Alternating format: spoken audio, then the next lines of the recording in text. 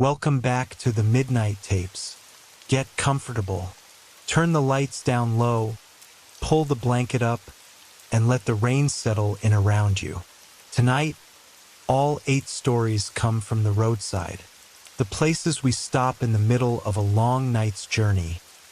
The lonely motels with their buzzing signs, the all-night gas stations, the empty diners glowing in the dark. There's something uncanny about these places. They're built for passing through, not staying. No one is really from a roadside motel. Everyone there is on their way to somewhere else, suspended for a night in a room that has held 1,000 strangers and remembers none of them. And in the small hours, in those in-between places that belong to no one, it's easy to feel that you've stepped out of the ordinary world entirely, into somewhere that exists only at night, only for travelers, only for those caught between where they were and where they're going. These came from people who stopped for the night at the wrong place. You don't have to stay awake for all of them. Let your eyes close whenever they want to. You're not on the road tonight. You're home, in your own bed, in a room that knows you. You're safe here, the door is locked. The dark is just the dark. Just don't answer the knock at the motel door. Let's begin. There is a strange kindness to the roadside when you first see it from far away. A little rectangle of light beyond the windshield. A sign humming in rain. A line of rooms with curtains drawn and numbers screwed beside the doors. When you are tired enough, any light looks like safety. Any counter with a bell on it looks like help. Any key placed in your palm feels like permission to stop being alone for a few hours. But the roadside has its own rules, and they are older than the buildings themselves. People arrive half awake and leave before sunrise. Names are written down, cards are charged, beds are slept in, towels are used, doors are locked from the inside. Then the rooms are cleaned, the sheets are changed, and the place becomes anonymous again. That is what makes a motel room feel so thin. It has held too many people for any one life to settle fully inside it.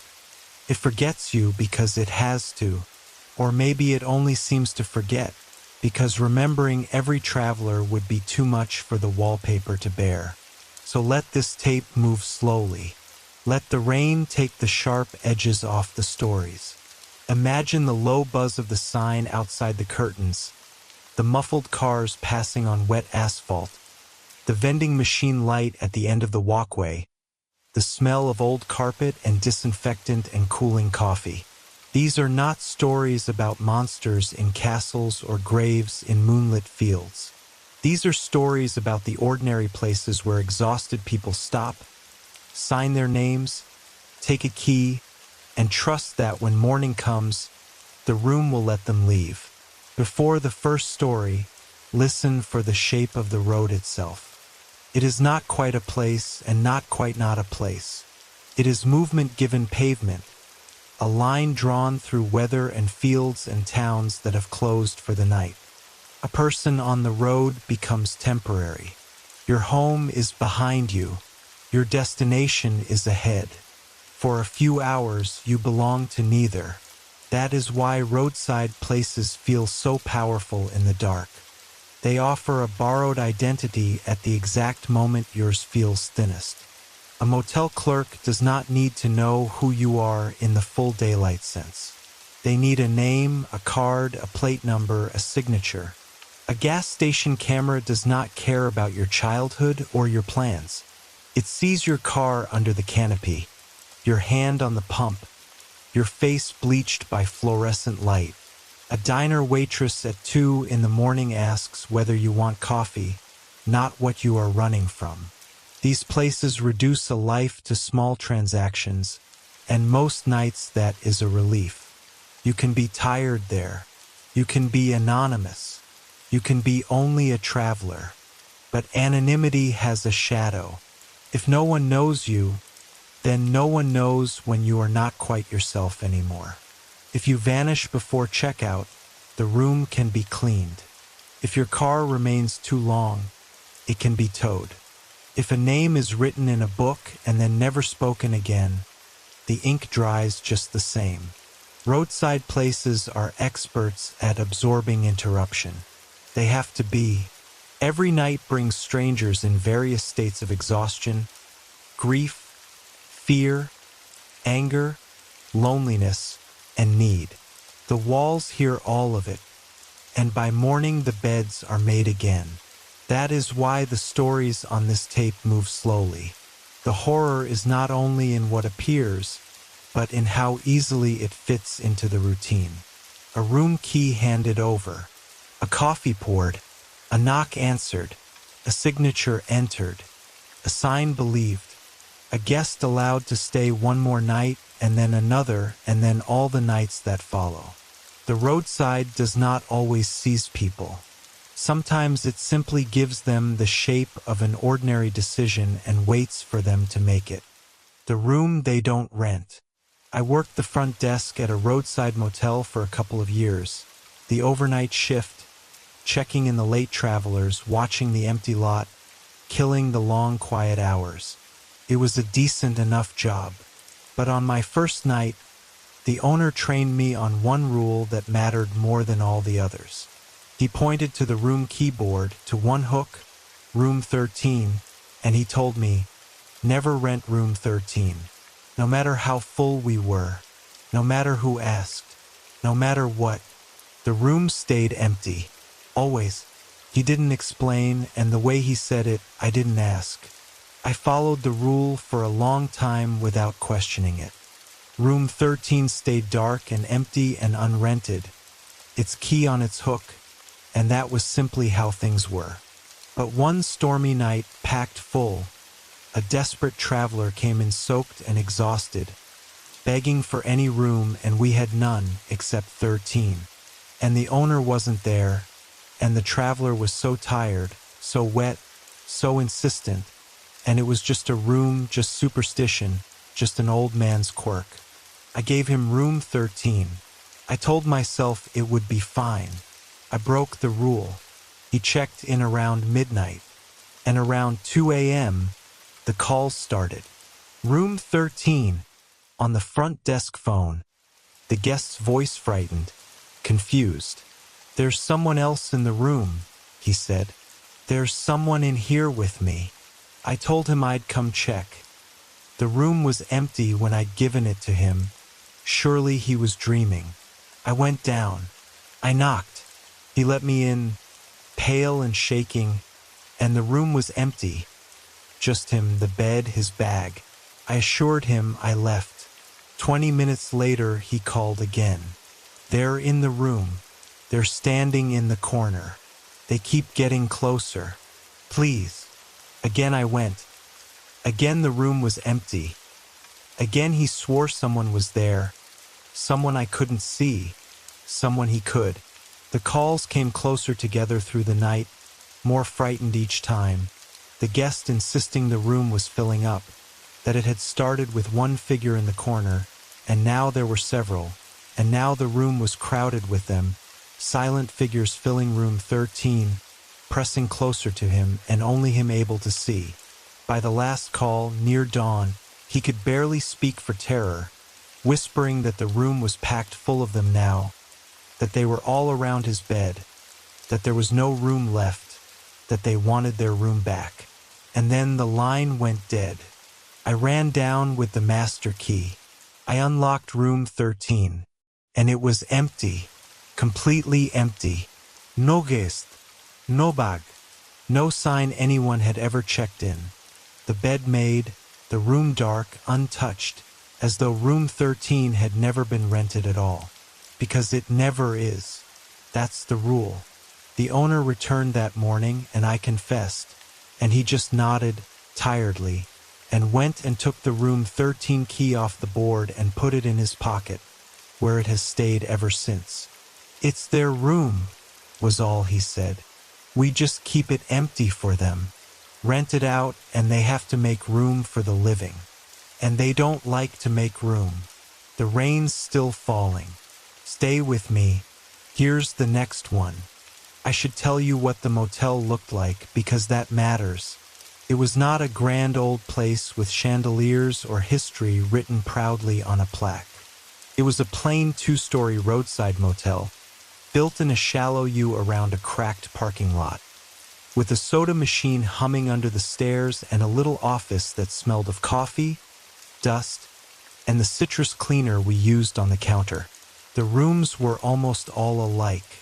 Same faded curtains, same beige walls, same framed print above the bed, same little lamps with yellow shades.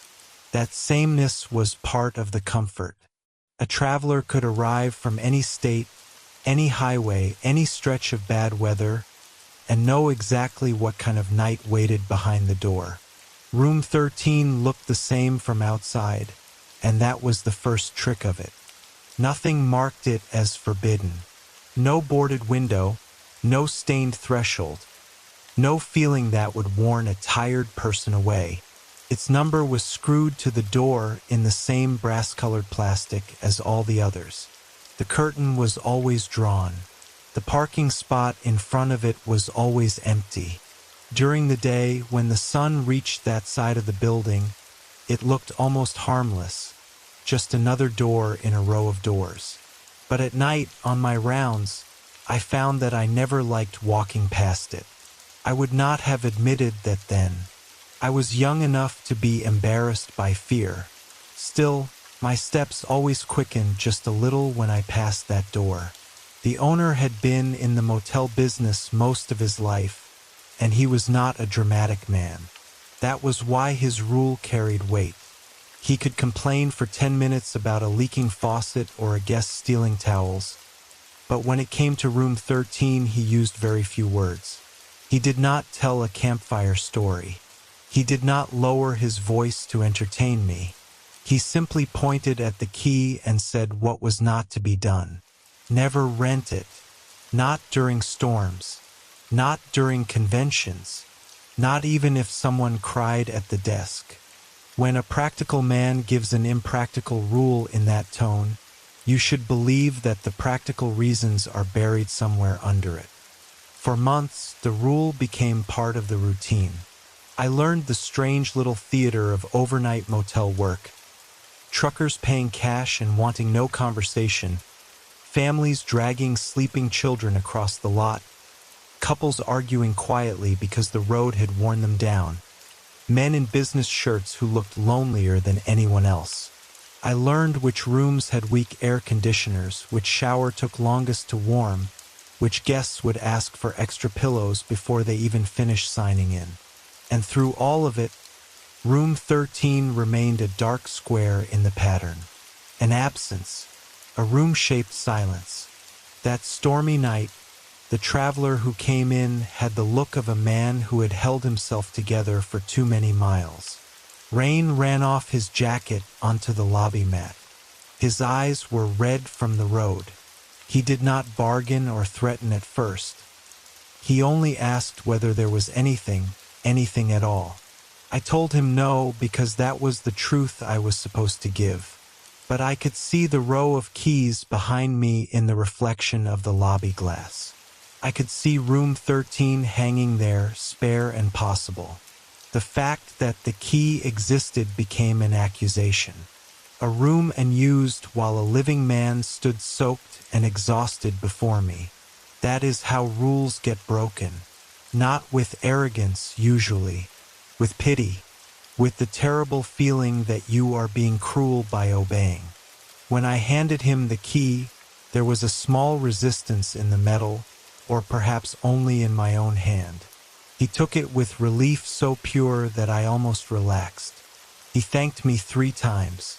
He said he only needed sleep, just a few hours, and he would be gone before breakfast. I watched him cross the lot through the rain, his shoulders hunched, room key in one hand, bag in the other. The red neon from the office sign flashed across the puddles as he walked. For a moment I remember thinking how ordinary he looked and how ridiculous the rules seemed. Then he opened the door of room 13, stepped inside, and the curtain moved, though he had not touched it.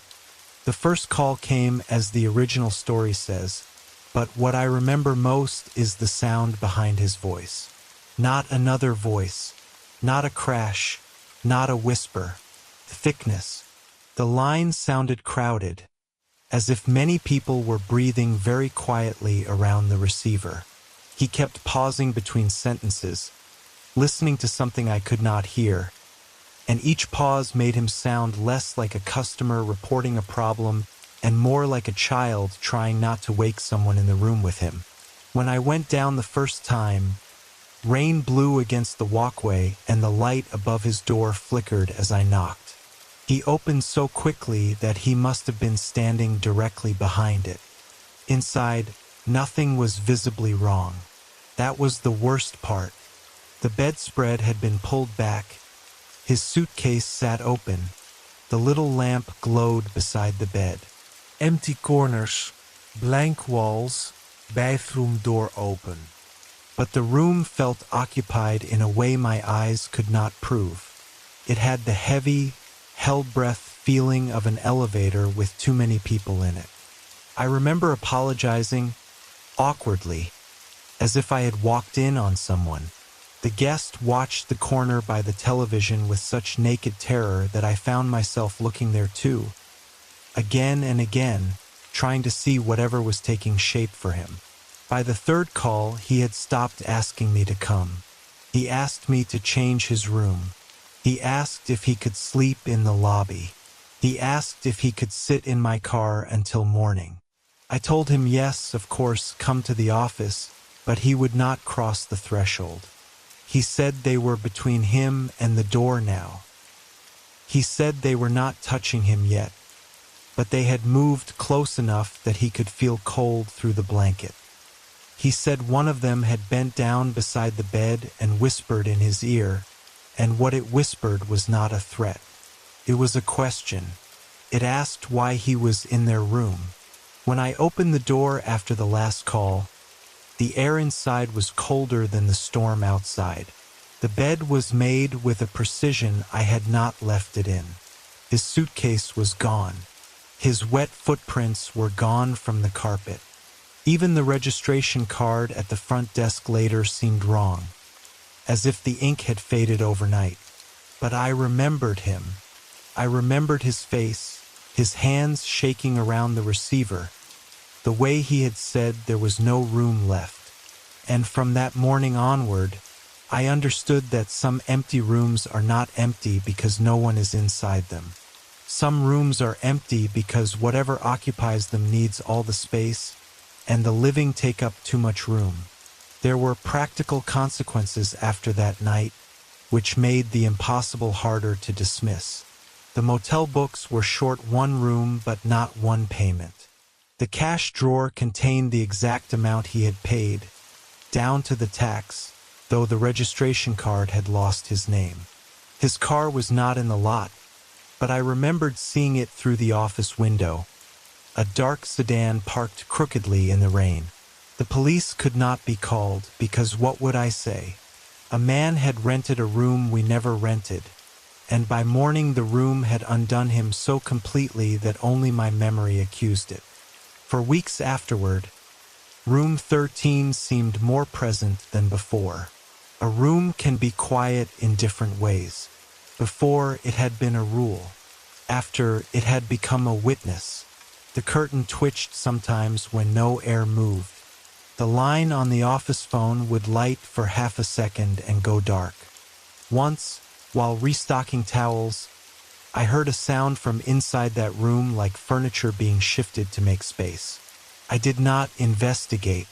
Curiosity had already cost one man too much.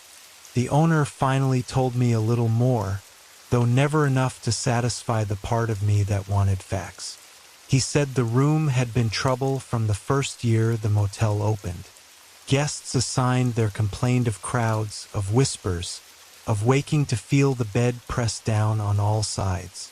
Some left before midnight. Some demanded refunds.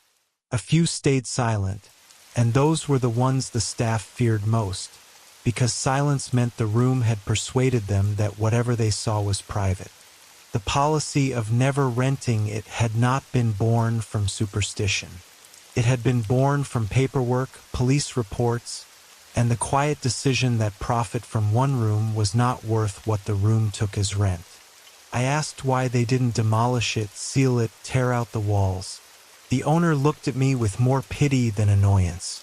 "And put them where?" he asked.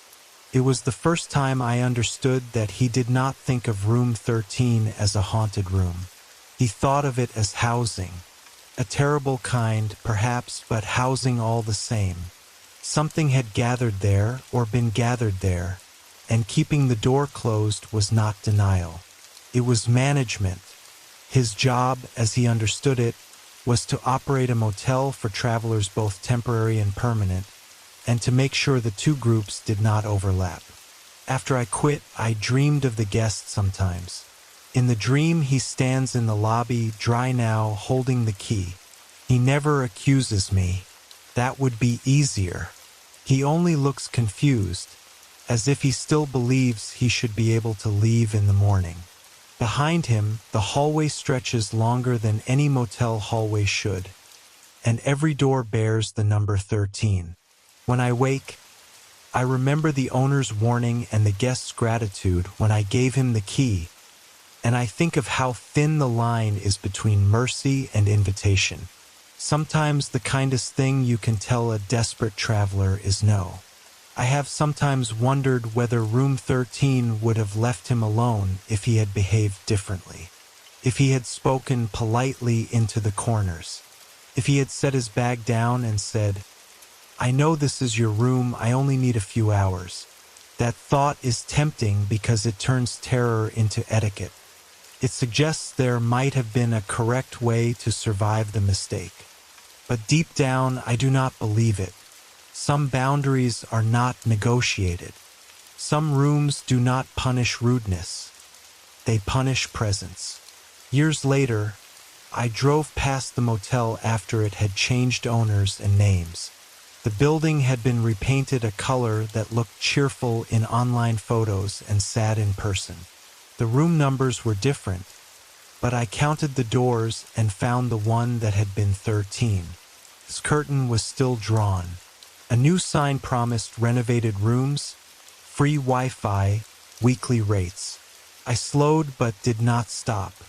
In the second before the building passed from view, I saw a face at that curtain. Not clearly, not enough to describe. Just the impression of someone looking out from a room that was supposed to be empty, watching the road, watching for whoever might next be given a key by someone tired enough, kind enough, or foolish enough to forget the rule. The rain is still falling. Stay with me. The next room is brighter, and somehow worse. The continental breakfast. I was on a long road trip, staying at a chain motel overnight, the forgettable kind. In the morning, groggy, I went down to the lobby for the free continental breakfast, the sad little spread of pastries and weak coffee and a waffle iron these places have. There were a number of other guests already there, eating quietly at the small tables, the way travelers do in the morning, nobody talking, everybody tired.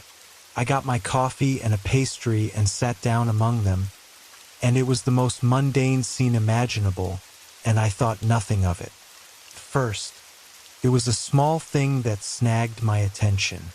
The man at the next table was eating cereal, and as I idly watched, I noticed his bowl never emptied, and his spoon never quite reached his mouth, the motions of eating endlessly without the eating.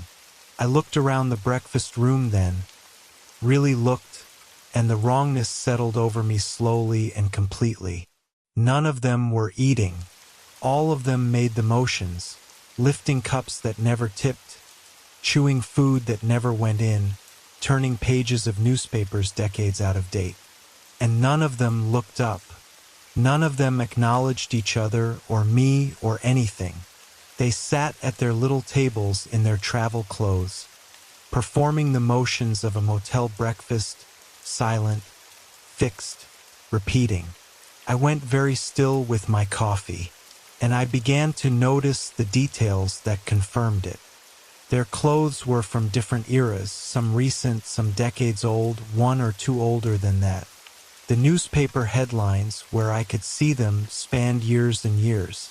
These were travelers, all of them, guests of this motel, sitting down to the continental breakfast, but not all from the same morning. They were every traveler who had ever died here, I understood. Every guest who had checked in for a night and, for whatever reason, never checked out. A heart attack in the night, an accident, an ending far from home. All of them still coming down for breakfast every morning in the lobby, sitting at the little tables, going through the motions of the most ordinary moment of a traveler's day, forever. I set down my coffee very carefully, and I stood, and I walked out of that breakfast room, slowly, trying not to draw their attention, trying to move like the living thing I was among all the still performing dead. And as I reached the door, one of them, an old woman at a corner table, lifting her endless cup of coffee, turned her head for the first time and looked at me, and she smiled, kindly, the way an old woman smiles at a young traveler, and she said softly, "Leaving so soon, dear?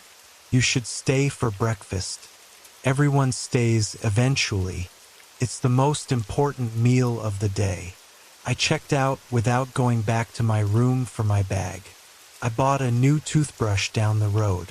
Some bags aren't worth going back for, and some breakfasts aren't worth staying for, and I have never since eaten a motel continental breakfast, because now I always wonder, looking at the quiet, tired travelers at the little tables, how many of them are really eating, and how many are just going through the motions every morning forever, waiting for a new guest to come down and join them and stay. You're doing fine. Let your eyes rest. The next tape is already playing. The motel where I stayed that night was the kind of place designed to leave no memory. 3 floors, indoor corridors, brown carpet with a pattern meant to hide stains, vending machines by the elevator, a lobby decorated in a style that had never been fashionable enough to become dated properly. I checked in late, nodded to a sleepy clerk behind the desk, and carried my bag to a room that smelled faintly of carpet shampoo and old air conditioning. I was too tired to care about anything except the bed. Road sleep is not like ordinary sleep. It is heavier, but less restful, full of headlights and lane markers and the phantom vibration of tires continuing under the mattress. Morning came gray and wet. I remember standing under the shower, trying to feel human again, then dressing in the same clothes because I had no energy to dig through my bag. The free breakfast was not something I wanted so much as something I felt I had paid for by surviving the night. That is how those breakfasts work. You do not go because you are hungry in any meaningful way. You go because the coffee is downstairs, because the road is ahead, and because a small ritual separates waking up in a strange bed from becoming a traveler again. The breakfast room sat beside the lobby behind a half wall, lit too brightly for the hour. Everything in it was beige or chrome. There were plastic dispensers of cereal, a tray of small muffins sealed in cellophane, a pitcher of orange juice that had separated slightly at the top, and a waffle iron with instructions laminated beside it. At first, the other guests comforted me. Their presence made the place feel normal. A man in a windbreaker, a couple sitting side by side without speaking, a woman in a flowered blouse with a purse on her lap, a young father, or what I thought was a young father, staring at a paper cup of coffee as if it contained bad news. It took time for the wrongness to arrange itself. That is important. Horror, the real kind, rarely arrives as a shout. It accumulates. The spoon that rises but never reaches the mouth. The steam that does not come from the coffee. The newspaper turned to the same page again and again, though no page is actually being read. The tiny sounds of breakfast were there, but they were softened, incomplete, like a recording played through a wall. Chair legs did not scrape. Cups did not clink properly. The toaster made no pop, though toast rested beside several plates, unbitten and eternally warm-looking. I sat with my pastry untouched and began counting details because counting is something the mind does when it is trying not to panic. The man in the windbreaker had water beating on his shoulders, though it had not rained until this morning, and the newspaper in front of him carried a date from the late 70s. The couple beside the window wore wedding rings and looked young, but their clothes belonged to another decade, and the woman's hand passed through the handle of her coffee cup every third time she lifted it. The old woman in the corner hummed under her breath, the same 2 bars of a song, over and over, never reaching the end. No one had plates that made sense together. Some had the motel's current disposable bowls. Some had china that did not match the building at all. One man had a metal tray like a hospital cafeteria tray. Another had a paper bag folded neatly beside him with a bus company logo I had never heard of. It seemed to me then that the breakfast room was not holding one morning, but many. It had gathered all its mornings into itself and arranged the dead guests wherever there was space. Every traveler who had once come down hungry or dazed or lonely had been kept at the table where they last felt ordinary. The most terrible thing was how peaceful they were. I had expected, once I understood, to feel malice. But they were not glaring at me, not reaching, not whispering for me to join. They were doing what people do in motel breakfast rooms, avoiding each other's eyes, making private plans, preparing to return to journeys they would never resume. Their tragedy was not dramatic. It was bureaucratic, almost. They had checked in, slept or failed to sleep, come downstairs for coffee, and somehow morning had never moved forward for them. When the old woman spoke to me, her voice carried no threat. That made it worse. She sounded kind, almost concerned that I might drive away hungry.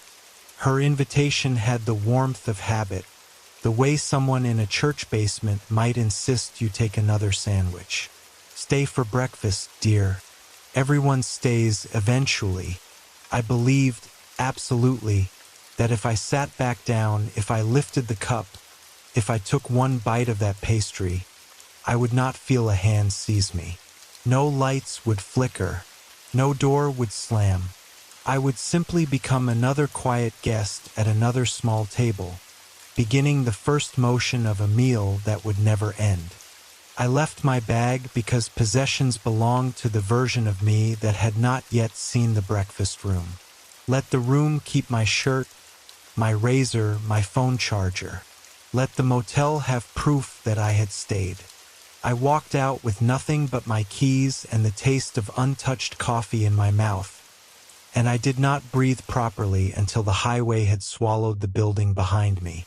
Since then, when I pass the little breakfast areas in hotels, I look at the other travelers differently. I look for food actually diminishing, coffee actually cooling, eyes that notice the day. And if a room feels too quiet, if the guests seem too settled in the pale morning light, I leave hungry. Hunger is easy. Some meals cost too much. The strangest part, in memory, is the way the living and the dead almost fit together. If you had walked in half asleep, as I did, you might have accepted the room entirely. A motel breakfast is already a place where people behave like ghosts. They avoid conversation. They move mechanically. They stare into paper cups. They are present only because the road requires one more pause before swallowing them again. The dead guests did not have to imitate much. The living had been preparing the role for them all along. I have wondered since whether the motel staff knew. Perhaps the night clerk had watched me walk toward the breakfast room and almost called me back. Perhaps the morning clerk had learned not to interfere. Places like that survive by not naming what happens inside them. A complaint becomes a plumbing issue. A disappearance becomes an early checkout. A room that should be closed remains available because travelers need beds and owners need money. The dead, meanwhile, keep their rituals quietly, so long as no one disturbs them. There was one child in the room that I did not mention before, because I have tried not to think about him. He sat at a table near the waffle iron, swinging his legs, wearing a striped shirt from some long ago summer. In front of him was a plate with a single powdered donut. He lifted it again and again but never took a bite. Unlike the adults, he looked restless, not frightening, bored. I think he knew, in whatever way the others did not, that breakfast was repeating. When I stood to leave, he looked at me with such raw envy that I almost spoke to him. I am grateful I did not. Pity is another kind of chair at the table. The old woman's invitation still returns to me in grocery stores, airports, anywhere strangers sit together over bad coffee. Leaving so soon, dear. The phrase is ordinary enough to be harmless until you hear it from someone who has not left for 40 years. She did not want to hurt me. I believe that. She wanted company, or perhaps she wanted me to accept what she had accepted. The dead can be lonely without being malicious. That does not make joining them safer. I later found an online review of that motel, written years before my stay, by someone complaining about the breakfast. Not the food, the atmosphere. Weird old people stared at us the whole time, it said. My husband said one of them was wearing the same suit his grandfather was buried in. The review had 3 stars. Clean rooms, decent location, creepy breakfast. That absurd rating chilled me more than any ghost story, because it meant I was not unique. Others had walked in, eaten among them, maybe left before understanding. Or maybe some stayed, and their reviews were never posted. I have kept the receipt from that motel folded in a drawer. It is blank now. The ink faded within a year until only the outline of the paper remained. I keep it anyway, not as proof for anyone else, but as proof for the part of me that wants to make the breakfast room a dream. Dreams do not leave receipts, and even blank paper can hold a warning if you know why you saved it. You're doing fine. Let your eyes rest. The road is long, but the next stop is already glowing ahead. The gas station at the end of the road. I was driving a remote route late at night, running low on gas, growing anxious, when I saw the glow ahead. A gas station, lit up, open, the only sign of life for miles. Relief flooded through me. I pulled in. It was an old station, a little run down, but lit and operating, the pumps on, a clerk visible inside behind the glass. I filled up, went in to pay, and the clerk, an older man, calm, unhurried, rang me up and made small talk about the late hour and the empty road. Perfectly ordinary. I paid, thanked him, and as I turned to go, he said mildly, "You're the first customer in a long while. We don't get many this late, this far out." I nodded, made some polite reply, and left. It was only down the road, miles later, that the wrongness caught up with me the way it does. The clerk's hands, as he'd rung me up, I'd half noticed but not registered, had been wrong. Gray, thin, and his small talk, friendly as it was, had an odd flatness, a rehearsed quality, like a recording of friendliness rather than the thing itself. And the first customer in a long while. How long? Exactly? Longer than seemed possible for an operating station on any route, however remote. The unease grew, and I did the thing you do, the foolish thing. I looked it up later, the station, that stretch of road, and there was no gas station on that route. There had been one once. It had closed decades ago, after the clerk working the overnight shift was killed there one night, alone in a robbery gone wrong. The station had shut down and been abandoned and, eventually, demolished. There was nothing on that stretch of road now but empty desert. There had been nothing there for years, but I had filled my tank. That was the thing I couldn't explain away, the thing that still chills me. My gas gauge, which had been near empty, was full. I had real gas in my tank, enough to get me home.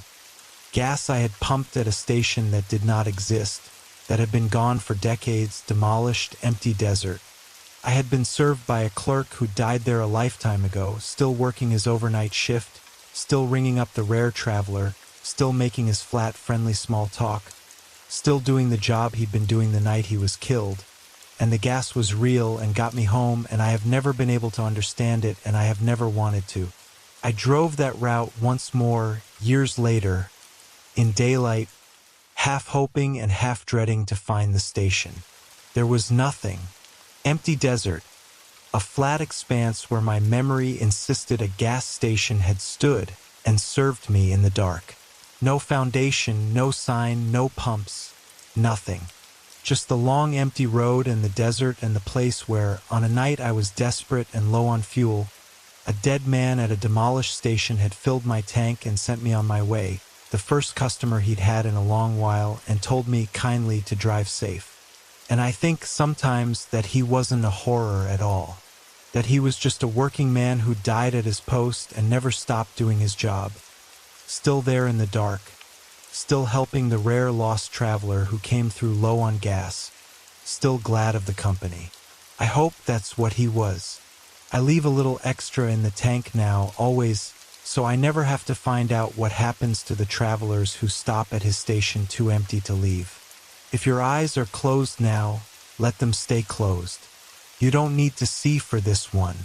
The road that night was not merely empty. It had the particular emptiness of a place that makes you aware of distance as a physical weight. The dashboard glow showed my speed, my fuel, the clock inching past midnight. Outside the windshield, there was only black road and blacker land, the center lines appearing and vanishing under my headlights like a strip of film. I had misjudged the route, misjudged the last town, and every mile after that felt like an accusation from the gas gauge.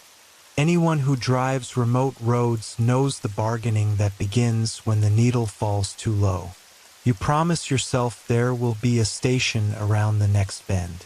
Then you promise yourself you will never make this mistake again. You reduce speed. You turn off the air. You listen to the engine as if you can hear how much fuel remains in the sound of it. I had reached the stage where I was calculating whether it would be safer to keep driving or pull over and sleep until daylight when the glow appeared ahead. It was so welcome that I laughed out loud. The station looked old even before I knew it was impossible. 2 pumps with rounded tops. A little office with wide windows. A sign whose lettering belonged to another era.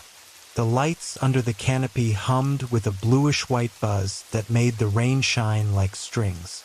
It should have felt wrong immediately, but desperation edits the world. When you need fuel, pumps are pumps. When you need help, a clerk behind glass is a person. I pulled in with the last stuttering breath of the engine and felt gratitude so strong it nearly became prayer. The pump worked with a heavy mechanical certainty. The numbers rolled upward behind scratched glass. The smell of gasoline was sharp and real. I remember gripping the handle and watching fuel pour into my tank with the relief of a man watching time return to his life. Inside the station, shelves held dusty candy bars, motor oil, paper maps folded in metal racks, and a coffee pot with a black ring around the bottom. The clerk did not ask why I was out so late. He only nodded as if he had been expecting someone eventually. His face was forgettable in the way many night clerks become forgettable, but his eyes were not. They had the look of a man who had spent too many hours under fluorescent light, seeing the road bring people in and take them away again. He moved slowly, but not weakly.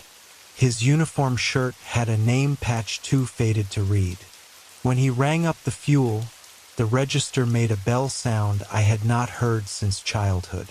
He told me to keep to the main road, not to take any shortcuts even if I saw signs for them. At the time, I took it as ordinary local advice. Later, I wondered what else came to that station besides travelers low on gas. There was a photograph on the wall behind him, half hidden by a rack of cigarettes. It showed the station in daylight decades earlier, newer but unmistakably the same, with two men standing beside the pumps. One of them was younger, smiling, one hand raised against the sun. I looked from the photo to the clerk, and something in me noted the resemblance without allowing the thought to complete itself. We are very skilled at refusing conclusions when we are still inside the place those conclusions describe. He gave me my change in coins older than they should have been. I remember that too. The coins felt cold and left a faint smell of metal on my palm. He said, "Drive safe now, not as a farewell but as an instruction." Then he looked past me, through the glass, toward the road I had come from, and his expression changed so slightly that I almost missed it. A kind of alertness entered him. "Best not linger," he said. "Some folks stop here because they need to. Some stop because something followed them long enough to make them need to." I turned to look, but saw only darkness beyond the canopy light. When I learned the station had been demolished, the facts did not comfort me. Facts rarely comfort anyone who has stood in the contradiction. Articles showed the burned-out shell, then the empty lot, then the widened road where the entrance had once been. The clerk's name appeared in a paragraph about an unsolved robbery, written with the tidy sadness newspapers used for dead working people. He had been found behind the counter near dawn. The article said the station closed soon after. It did not say he might still be there on some nights, serving fuel to people who would otherwise never reach the next town. Years later, in daylight, the place where the station had stood looked brutally ordinary. The desert had reclaimed the edges. Tires had worn the shoulder smooth. If I had not carried the memory, I would have seen nothing. But I stood there with trucks passing and felt the exact shape of the canopy around me. The buzzing lights, the office window, the clerk's steady gaze. I wanted foolishly to say thank you. Instead, I left a few coins on a flat stone by the shoulder, coins from my own pocket, because the change he had given me had vanished from my cup holder sometime after that night. I do not know where it went. I do not know if payment matters to the dead. But I know the tank was full and the road home was long and I was allowed to leave. There was one more detail about the station that I did not understand until much later. The clock above the cigarettes did not move. The second hand trembled in place just past 12, trying and failing to advance. At the time, I thought the battery was dying. Now I think the station existed in the minute that never ended for the man behind the counter. Midnight or near enough. The door opening. A customer entering. The ordinary night before it became the last night. Perhaps every traveler who finds that station enters that same minute with him and is allowed, by his habit or mercy, to pass through it. The gas itself smelled different. Older, sharper, with a sweetness I associated with my grandfather's garage. My car should not have run better on it, but it did. The engine smoothed out as if relieved. For weeks afterward, until that tank was long diluted by ordinary stations, I felt the car start with a little more eagerness, as though some part of that impossible fuel remained in the lines. This is foolish, I know. Machines do not remember kindness, but drivers do, and sometimes we lend our memories to machines. I have also thought often about the warning not to linger. At the moment, I assumed he meant ordinary danger. Robbers, bad weather, animals on the road. But his eyes went beyond me to the dark, and I think he saw whatever desperation had been moving behind my car. Perhaps the demolished station appears only to those who are being herded toward something worse. A refuge for travelers nearly taken by the road. A place that should not exist, allowed to exist because the alternative is too cruel. If that is true, then the clerk is not trapped in the same way some of the others in these stories are trapped. He may be on duty, yes. He may be unable to leave. But there are different kinds of staying. Some are punishment, some habit, some duty. His felt like duty. The dead can be tired and still generous. He did not ask me to remain. He did not invite me behind the counter. He did not try to make me part of his old last night. He filled the tank and sent me onward, which is the most merciful thing any roadside place can do. I tried years later to locate his grave. The records were scattered, but I found a cemetery in a town off the highway and a stone with the name from the article. I stood there awkwardly, a grown person thanking a dead stranger for gasoline. I left a gas station coffee on the stone because it seemed more fitting than flowers. The cup steamed in the morning air for a while, then cooled. No sign came. No voice, just wind through dry grass. That was enough. Some deaths do not need spectacle to be real. Since that night, I do not mock people who tell gentle ghost stories. We prefer our hauntings cruel because cruelty is easier to categorize. A cruel ghost belongs in horror. A kind one complicates the world. A dead clerk at a station that was torn down should not be able to save anyone. And yet I am here, telling you this, because a light came on where there should have been no light, and a man who had every reason to be finished with the living chose, instead, to keep the pumps running. If your eyes are closed now, let them stay closed. You don't need to see the pump lights for this one. The knock at 3 a.m. I was staying at a roadside motel, exhausted from a long drive, and I'd fallen into the dead sleep of the road weary when a knock at my door woke me. I checked the clock, 3 a.m. The knock came again, soft, polite, unhurried. I wasn't expecting anyone. No one knew I was there. I'd picked the motel at random. I lay still, hoping whoever it was had the wrong room. The knock came again, patient, and then a voice, soft through the door. "Hello? I'm so sorry to bother you. I think there's been a mix-up with the rooms. Could you open up a moment?" It sounded reasonable, ordinary. A fellow guest, a front desk error, the kind of mundane thing that happens. My hand was halfway to the lamp, my body halfway to getting up to sort out the mix-up. But something stopped me. Some traveler's instinct, some animal caution. I didn't open the door. Instead, I called out that they should take it up with the front desk in the morning.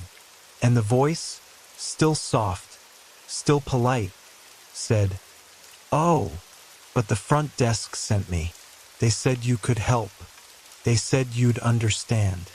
Won't you just open the door? It's cold out here. I only need a moment of your time." And there was something in it now, under the politeness, a patience that had no bottom to it, a willingness to stand at my door and ask softly, for as long as it took. I called the front desk. The phone rang and rang in the empty lobby. No one answered at that hour, and the knocking continued, soft and patient, the voice murmuring its reasonable requests, asking me to open up, to help with the mix-up, to be kind, to let it in out of the cold. It never grew angry. It never raised its voice. It just asked and asked and asked all night with infinite patience.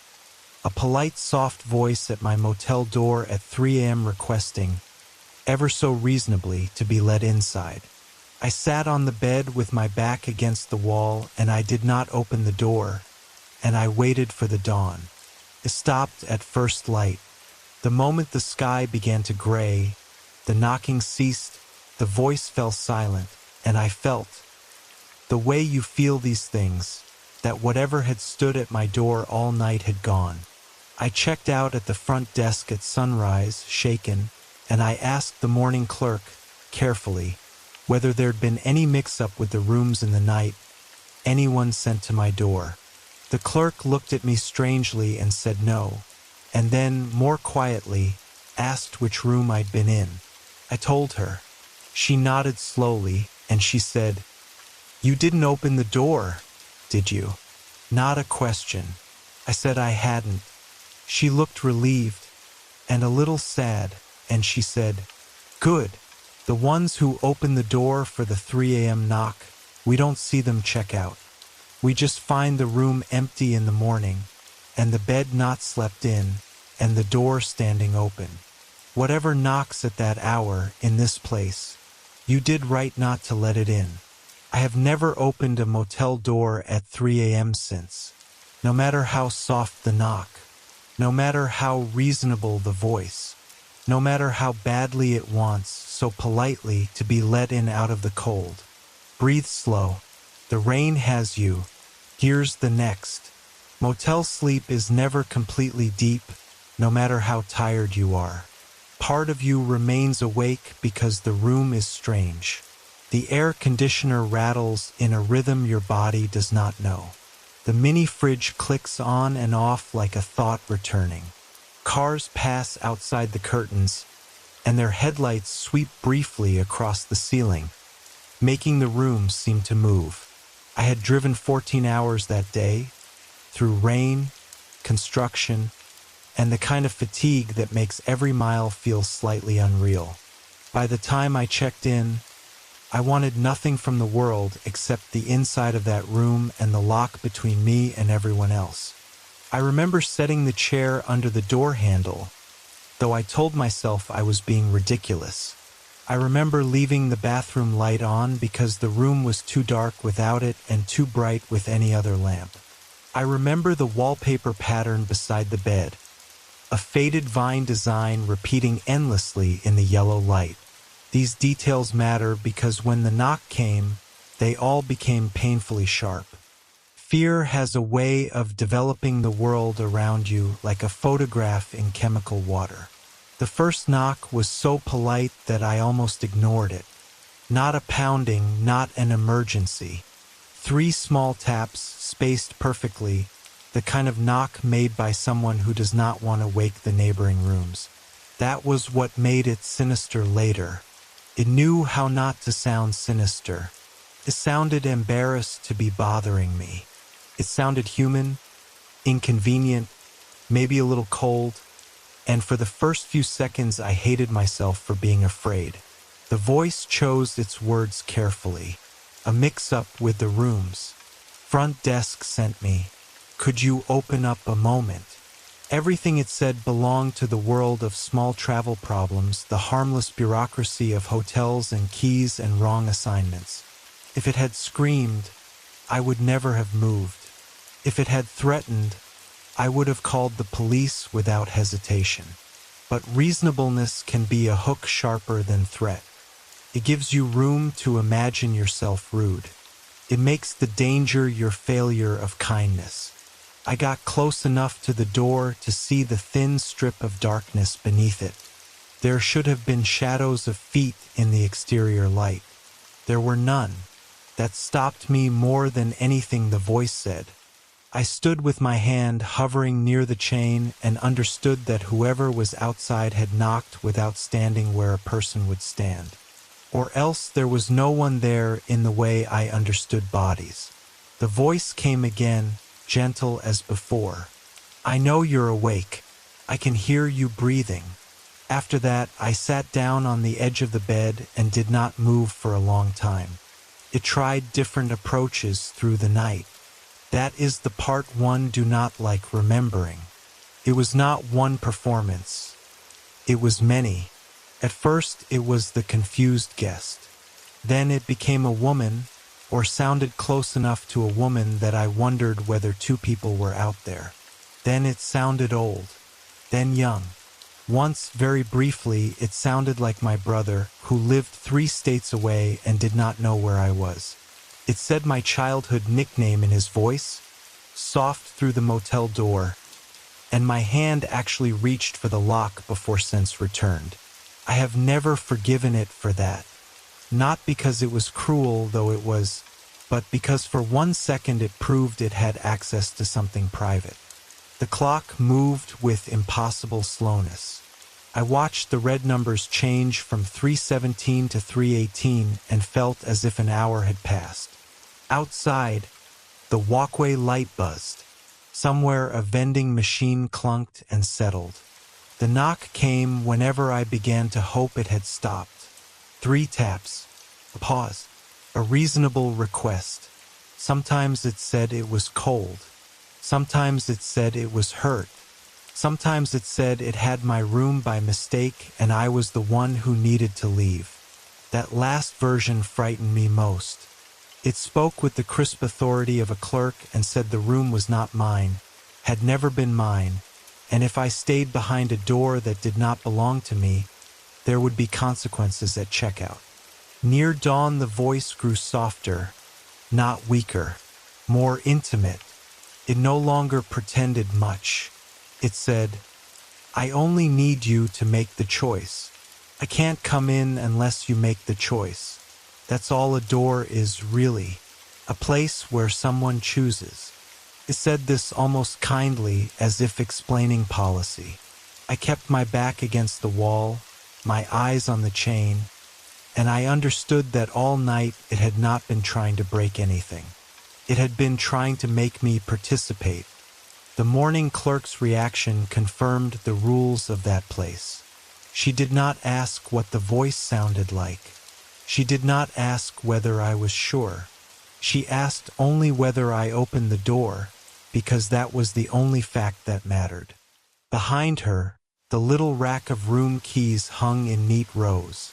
I noticed then that some hooks had no keys and no room numbers, just blank spaces where metal tags had once hung. I wondered how many rooms had been given up completely because too many people had opened the door. I left before the sun fully rose. The outside of my door was dry, though rain had blown against the walkway all night. No footprints, no scratches. No mark except 3 faint pale spots in the paint at the height of a hand. I have no photograph of them. I did not want proof badly enough to stay 1 second longer. Since that night, I keep a simple rule. A motel door at night is a boundary, not an invitation. If someone needs help, they can call the desk. If the desk needs me, they can call the room. And if a soft voice in the small hours asks me to open up just for a moment, I remember that some moments are doors too, and I do not open those either. The motel itself looked different after dawn. That is always the injustice of these places. Sunlight turns terror into embarrassment. The walkway where I had imagined impossible patience became chipped concrete. The door with the pale marks became a cheap hollow-core door needing repainting. A couple loaded suitcases into a minivan 2 rooms down, complaining about traffic. Their normal voices made my night feel almost shameful, as though I had spent hours being hunted by plumbing noises and nerves. But the morning clerk did not laugh, and that kept me steady. She told me, after some hesitation, that the knock had preferences. It liked single travelers. It liked people who checked in exhausted. It liked rooms near the end of the building, though no one knew why. It did not come every night, and sometimes months passed without incident. Then someone would open the door, and the room would be found empty, and the staff would quietly stop renting that room for a while. Not forever. Motels cannot afford forever. Just a while. Long enough for the carpet to be cleaned, for the rumor to fade, for another tired traveler to arrive without knowing what had happened before. I asked whether cameras ever caught anything. She shook her head. The cameras caught the guest opening the door. That was all. They would stand in the doorway, sometimes speaking to someone just beyond the frame, sometimes smiling with visible relief, as if recognizing a loved one. Then they would step out. The hallway would remain empty on video. The guest would not reappear. Their cars stayed until towed. Their luggage stayed until claimed or discarded. The door, invariably, was found open by morning. What frightens me now is not only that something knocked.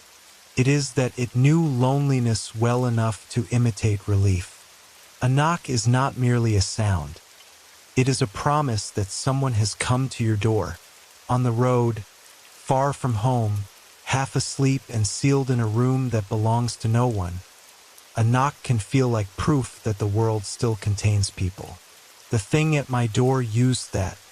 It did not claw or snarl because it did not need to. It wore the shape of an interruption, and most of us have been trained to answer those. For months afterward, I could not sleep in any room whose door opened directly to the outside. Interior hallways felt safer, though I knew that was irrational. I bought a rubber door wedge and carried it in my bag. I still carry it. It is probably useless against whatever stood outside that motel room, but rituals calm the body even when the mind knows better. I wedge the door, draw the chain, and tell myself that choices matter. I tell myself that not opening is an action too. Sometimes I think of the voice when someone knocks at home. A delivery, a neighbor, a friend arriving early. For half a second I am back in that motel bed, staring at the chain, listening to politeness become hunger without ever changing volume. Then I breathe, look through the window, confirm a face, and answer. The world cannot be lived entirely behind locked doors. But there is wisdom in knowing which doors belong to the world and which belong to the road after 3 in the morning. Breathe slowly. The door is locked where you are. The next sound is only the rain. The ice machine. Every roadside motel has one. The ice machine, humming in an alcove down the exterior walkway, where you take your little plastic bucket in the night. I was staying at one such motel, and around midnight I wanted ice. So I took the bucket and walked down the dim exterior walkway to the alcove where the machine hummed. And there was someone already there. A man standing beside the ice machine, very still, facing it, not getting ice, just standing. I nodded to him the way you do and went to fill my bucket. He didn't respond. He just stood, facing the humming machine, in the dim light, motionless. I filled my bucket, uneasy in his silent presence, and went back to my room. And that would have been nothing. A strange, quiet man by the ice machine, the kind of forgettable oddity travel is full of, except that the next night, getting ice again, he was there again. Same spot, same posture, facing the machine, still and silent. And I realized, looking at him this time, that he wasn't dressed like a current guest. His clothes were old, dated, and his stillness was total, unnatural, the stillness of something that has stood in one spot for a very long time. He was waiting, I understood, standing by the ice machine in the night, waiting. He had been waiting there, I somehow knew, for years.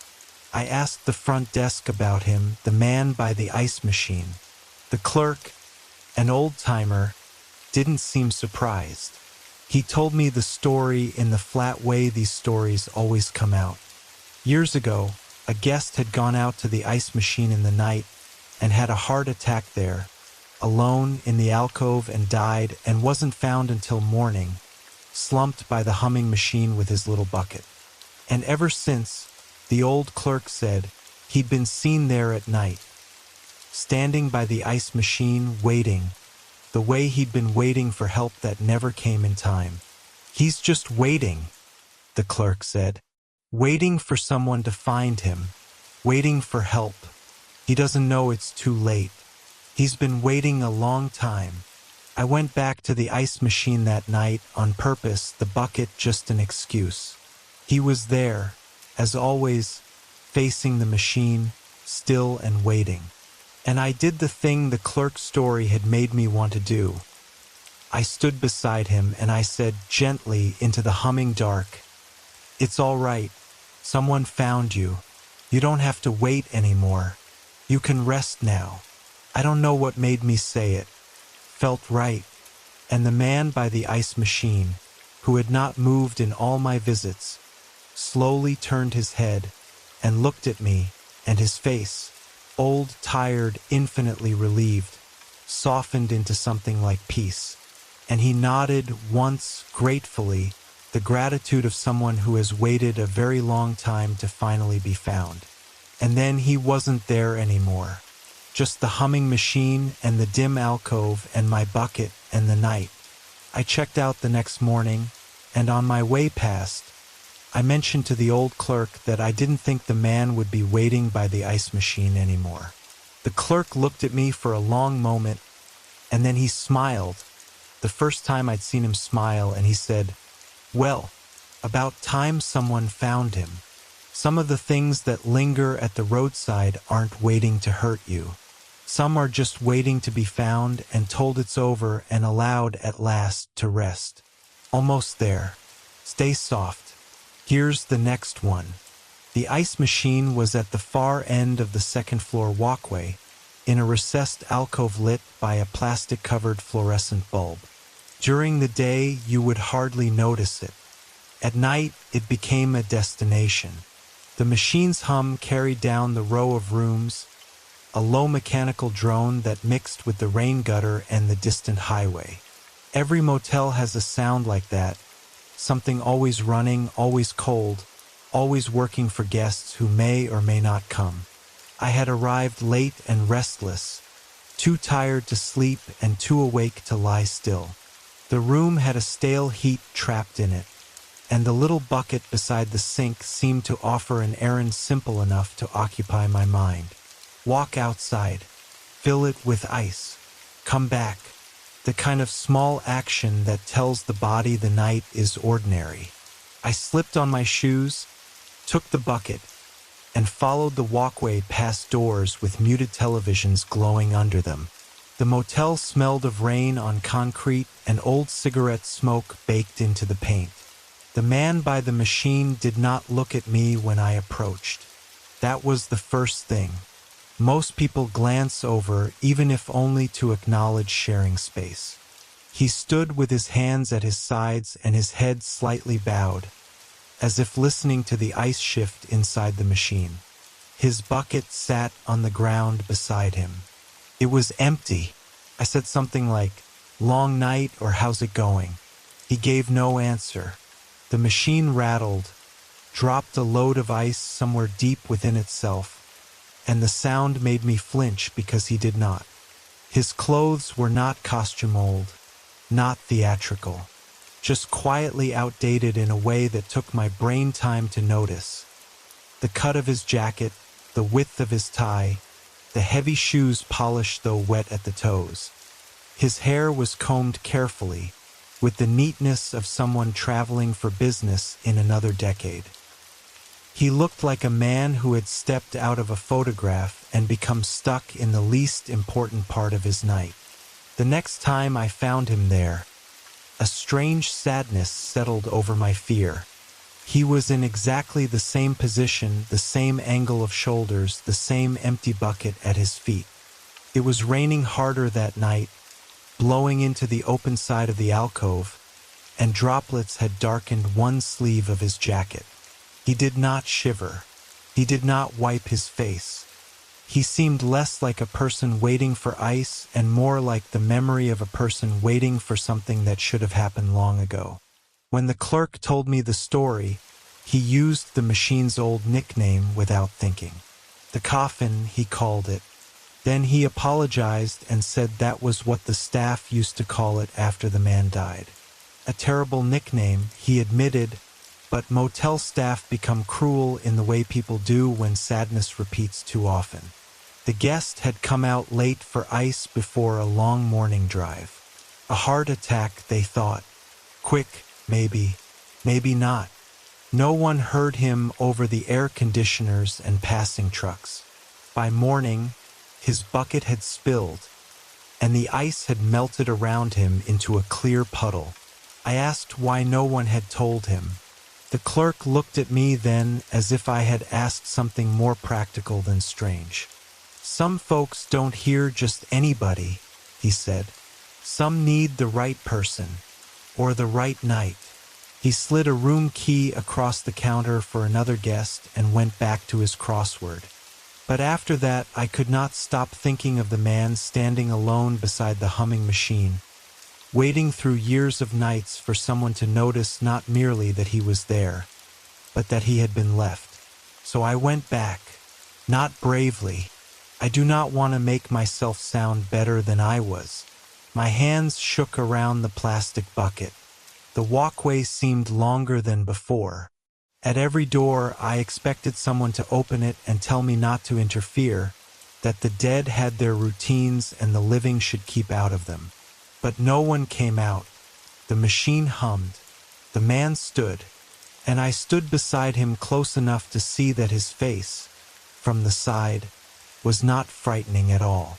Only tired. Tired in a way that felt older than death. The words I said were simple because the important words usually are. Someone found you. You are not alone now. You can stop waiting. I do not know whether those were the exact words he needed or whether any kindness would have done. I only know that the air changed. The hum of the machine seemed to lower.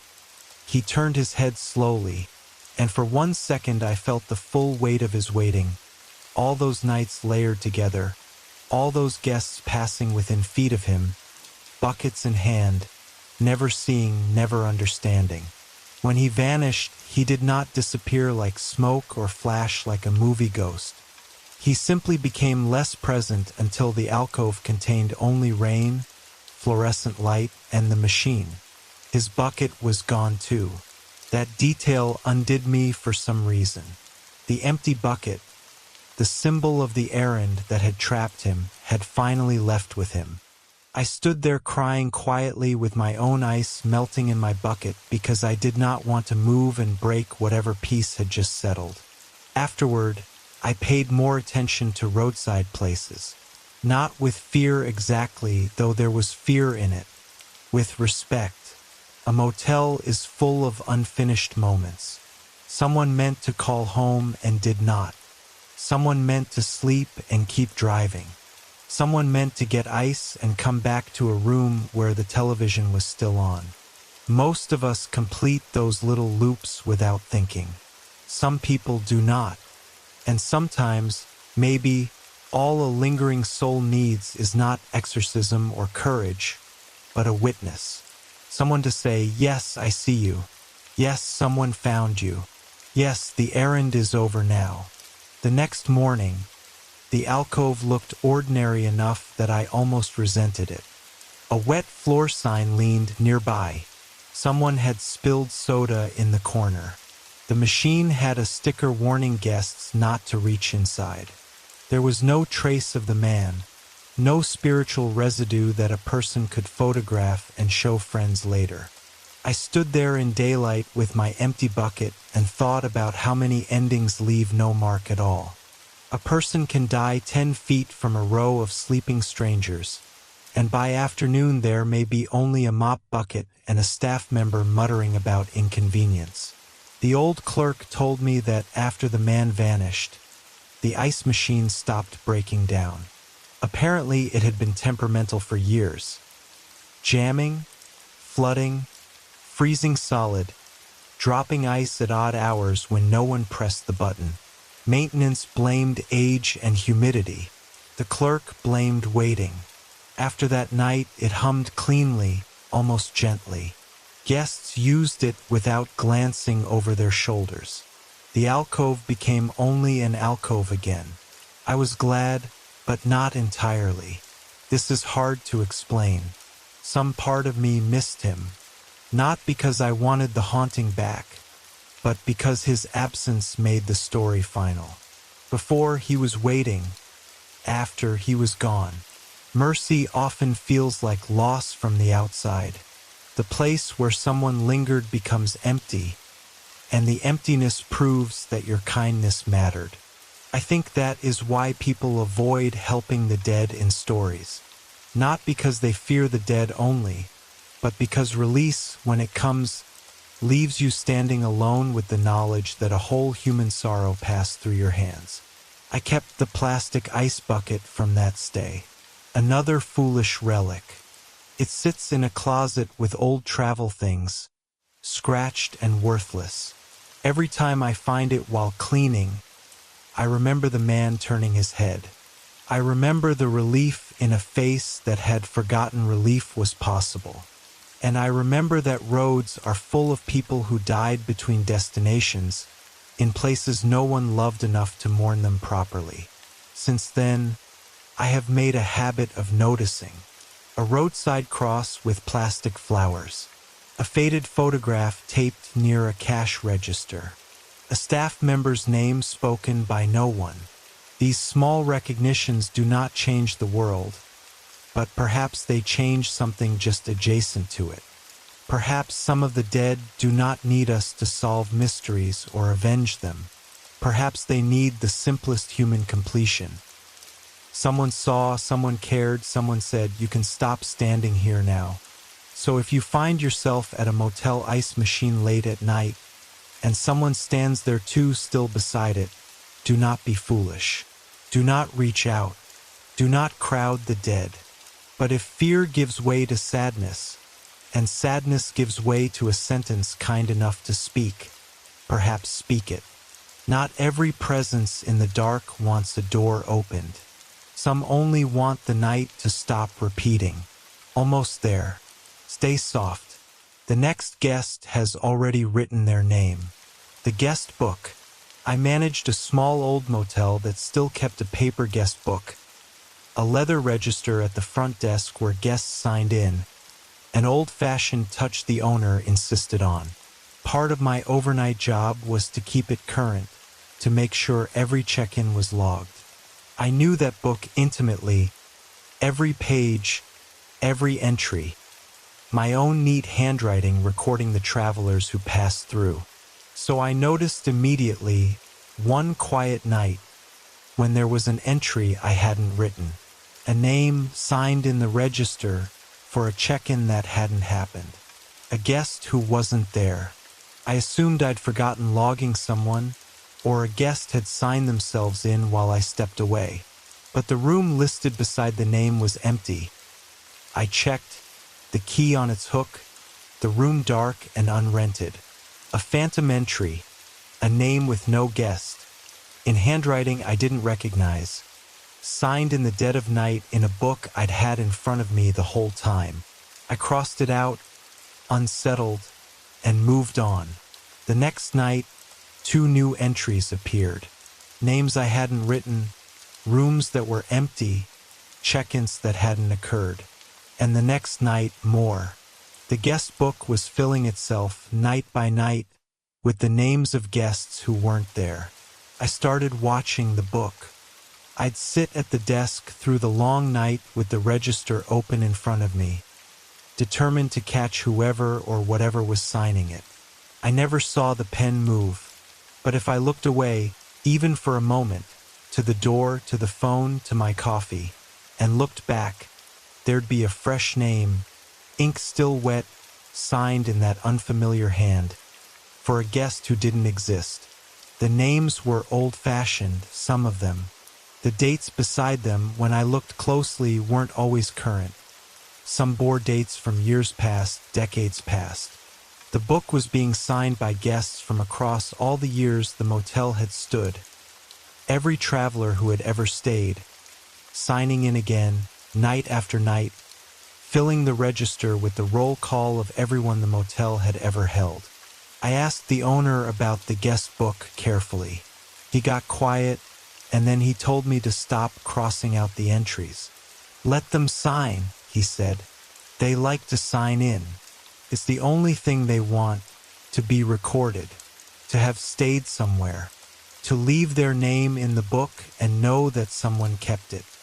He explained in his roundabout way that a motel holds so many passing lives, so many travelers who stop for a night in the middle of their journeys, and that some of them, the lonely ones, the ones who died on the road, the ones whose journeys ended far from home, come back, not to haunt, not to harm, but simply to sign the book, to be recorded somewhere, to have their stay remembered.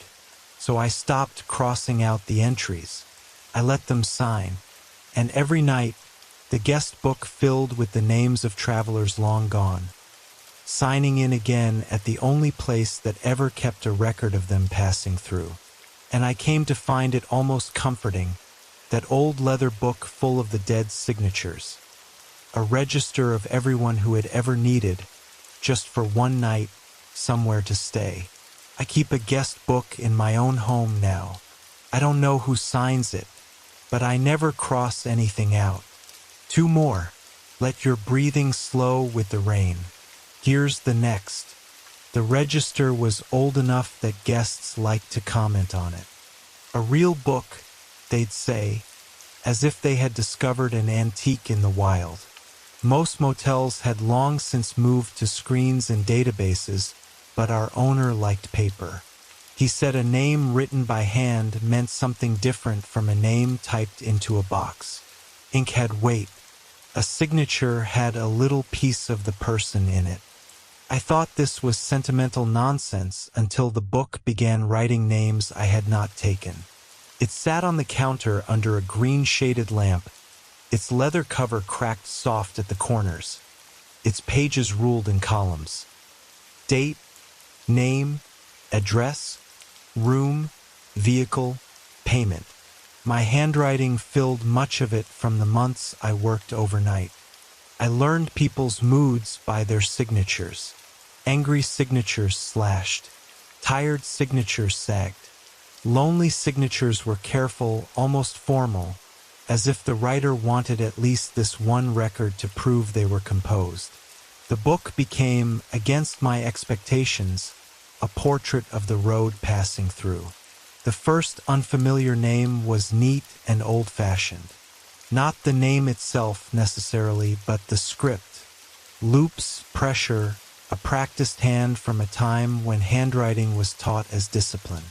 The date beside it was current, the room number was real, and the address was from a town I knew had been swallowed by a reservoir decades before. I checked the cameras, the desk, the lobby door. Nothing. I checked the room.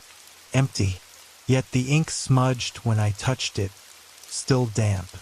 After that, the book became the center of my nights. I could not read, could not watch the little television, could not even make coffee without glancing at it. The fresh entries appeared with insulting delicacy. No dramatic scrapping pen. No hand forming from mist. Only a name where no name had been a moment before, settling into the page as naturally as if I had looked away while a guest leaned over to sign. It was not trying to frighten me, and that made it stranger. It behaved like paperwork. Supernatural paperwork, but paperwork all the same. The names drew me in. I started looking them up during slow hours, at first out of fear and later out of something closer to duty. Some belonged to real people. Obituaries, accident reports, missing notices, newspaper clippings digitized badly. A salesman who died in a winter pileup 2 exits north. A newlywed couple whose car went off a bridge after leaving our town. A woman traveling alone who checked into our motel in 1968 and was found dead in her room of natural causes, though she was only 32. Some names had no records I could find, but that did not make them feel less real. The book knew them even if the world no longer did. Their entries were not always complete. Sometimes only a first name appeared, shaky and uncertain. Sometimes the address column read home, though no town followed. Sometimes the room number was one we no longer had, from before renovations renumbered the south wing. Once, under vehicle, someone had written walking. That one stayed with me. I imagined a traveler arriving on foot in rain, long ago, with nothing but enough money for one room and one night. I wondered whether anyone had remembered them at all. The owner was right about not crossing out the names. When I had done it, the mood in the lobby soured. The air seemed colder. The bell on the desk rang once by itself. Not loudly, just enough. The next night, the crossed-out names had been rewritten beneath my lines, darker and more insistent, as if to say they would not be erased twice. After I stopped interfering, the place settled. The book opened itself to fresh pages when it needed to. The pen, which I left uncapped, never dried out.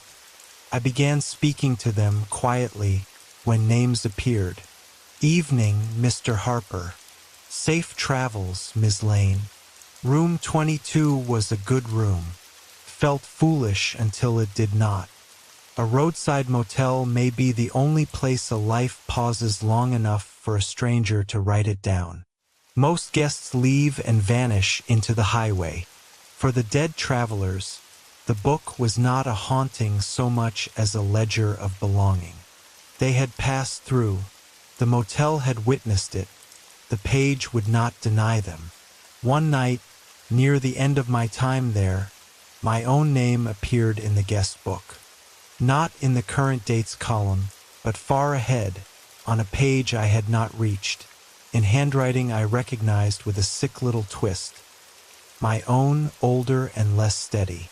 There was a date beside it many years in the future, a room number that did not exist yet, and under payment the words settled in full. I closed the book and did not open it again until morning. The entry was gone then, or hidden, or waiting on a page I could no longer find. I left the job soon after, but I took the lesson with me. Now, whenever I stay somewhere, I sign carefully. Hotels, cabins, guest houses, even the little book by the door at a bed and breakfast.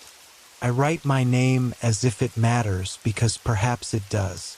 Perhaps we are all only passing through, and some record, somewhere, is kinder than oblivion. And if, one night, my name appears in a book I did not sign, I hope the clerk on duty does not cross it out. I hope they understand. I hope they let me stay recorded. When I left that motel, the owner gave me a pen from the desk. A cheap ballpoint with the motel name printed along the side, the letters mostly worn away. "For your records," he said, with a little smile that might have meant nothing. I kept it in my glove compartment for years. It never worked when I tried to use it anywhere else. Not for checks, not for notes, not for grocery lists. But once, when I stayed at a guest house in a town by the sea, I found an old visitor book near the front door and, on impulse, used that pen. It wrote perfectly. My name came out dark and smooth, almost formal. I have not used it since. There was a philosophy hidden in the owner's rule. Do not erase the dead when they come politely. Not every impossible thing needs to be driven out. The register did not slam doors or whisper threats. It asked for the dignity of a line, a name, a date, a room, the same small dignity given to any traveler with a credit card and a suitcase. In a world where most lives pass unnoticed, perhaps that was no small thing. I sometimes wonder who reads the book now. Maybe a new overnight clerk sits beneath the green lamp, fighting sleep, hearing rain in the parking lot, watching names appear when they look away. Maybe they are frightened. I hope someone tells them early not to cross anything out. I hope they learn the rhythm of the entries, the way certain names return around holidays, the way some signatures become steadier over time, the way the book seems less haunted once you stop treating it like an invasion and start treating it like correspondence. The most moving entry I ever saw appeared on a winter night when no living guests came in at all. The name was written slowly, each letter trembling. In the address column it said, "I don't remember." In the vehicle column it said, "Left behind." In the room column it said, "Any room." I stared at that line for a long time. Then I wrote in my own hand beside it, "Welcome." I do not know whether I was allowed to answer the book. Nothing punished me for it. The lobby felt warmer afterward. A motel is not a home, but sometimes it is the closest thing available. For people between marriages, between towns, between jobs, between disasters, a room for one night can be mercy. Perhaps that is why so many names return. They are not attached to the place because it was special. They are attached because, in some final hour, it was shelter. The world is full of grand monuments to the dead, but the roadside keeps humbler memorials. A room number, a receipt, a signature in a book that no one quite dares to close. If this sounds comforting, it is. If it sounds frightening, it is that too. To be remembered by a place means the place has some claim on you. I think of my own name appearing ahead in those pages and wonder whether it was warning or welcome.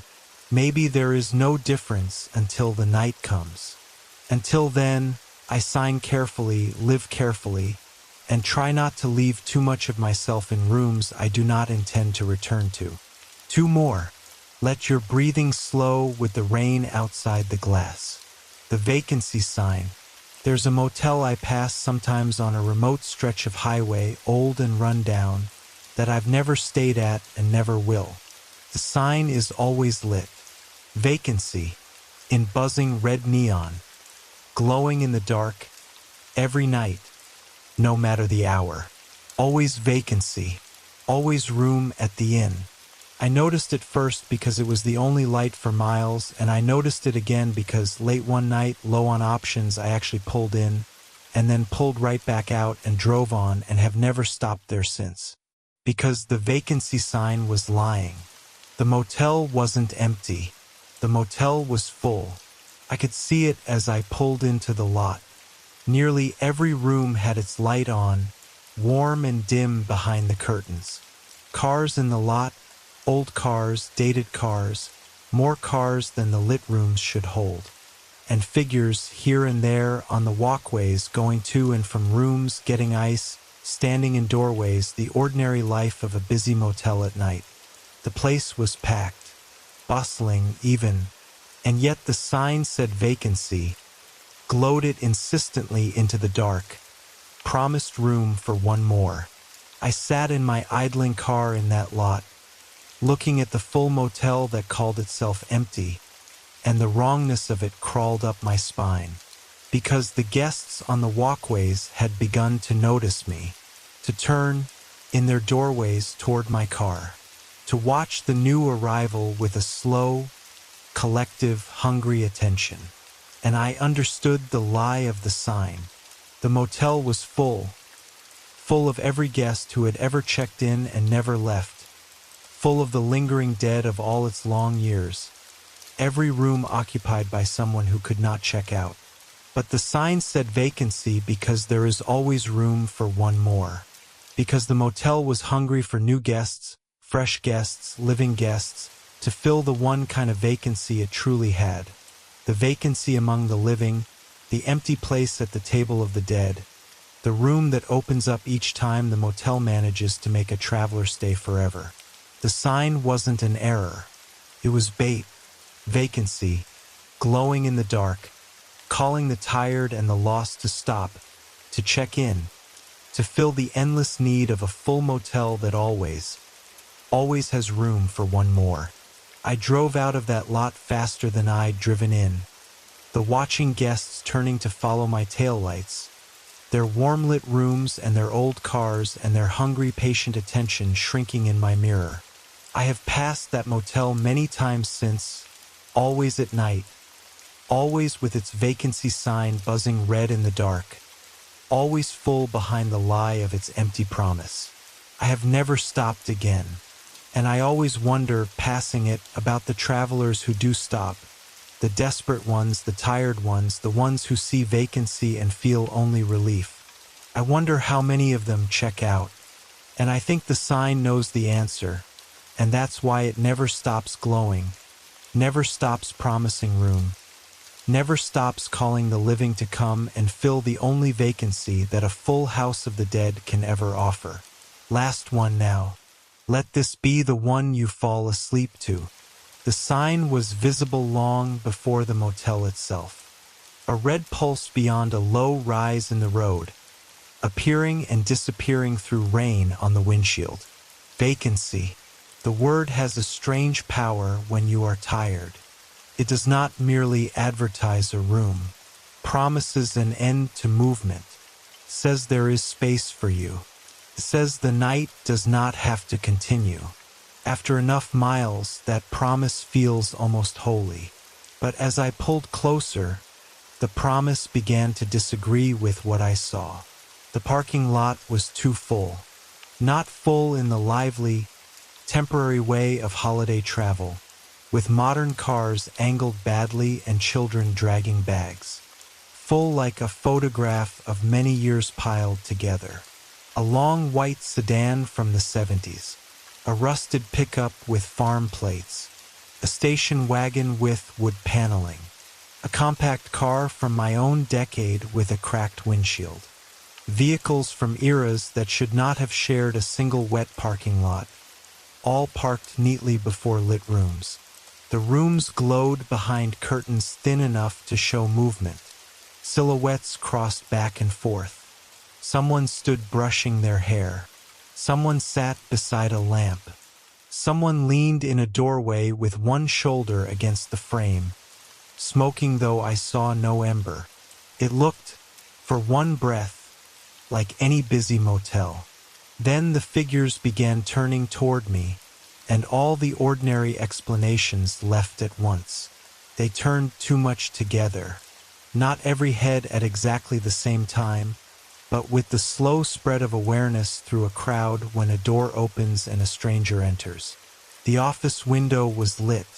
I could see the counter inside, the rack of postcards, the bell, the shadow of someone behind the desk.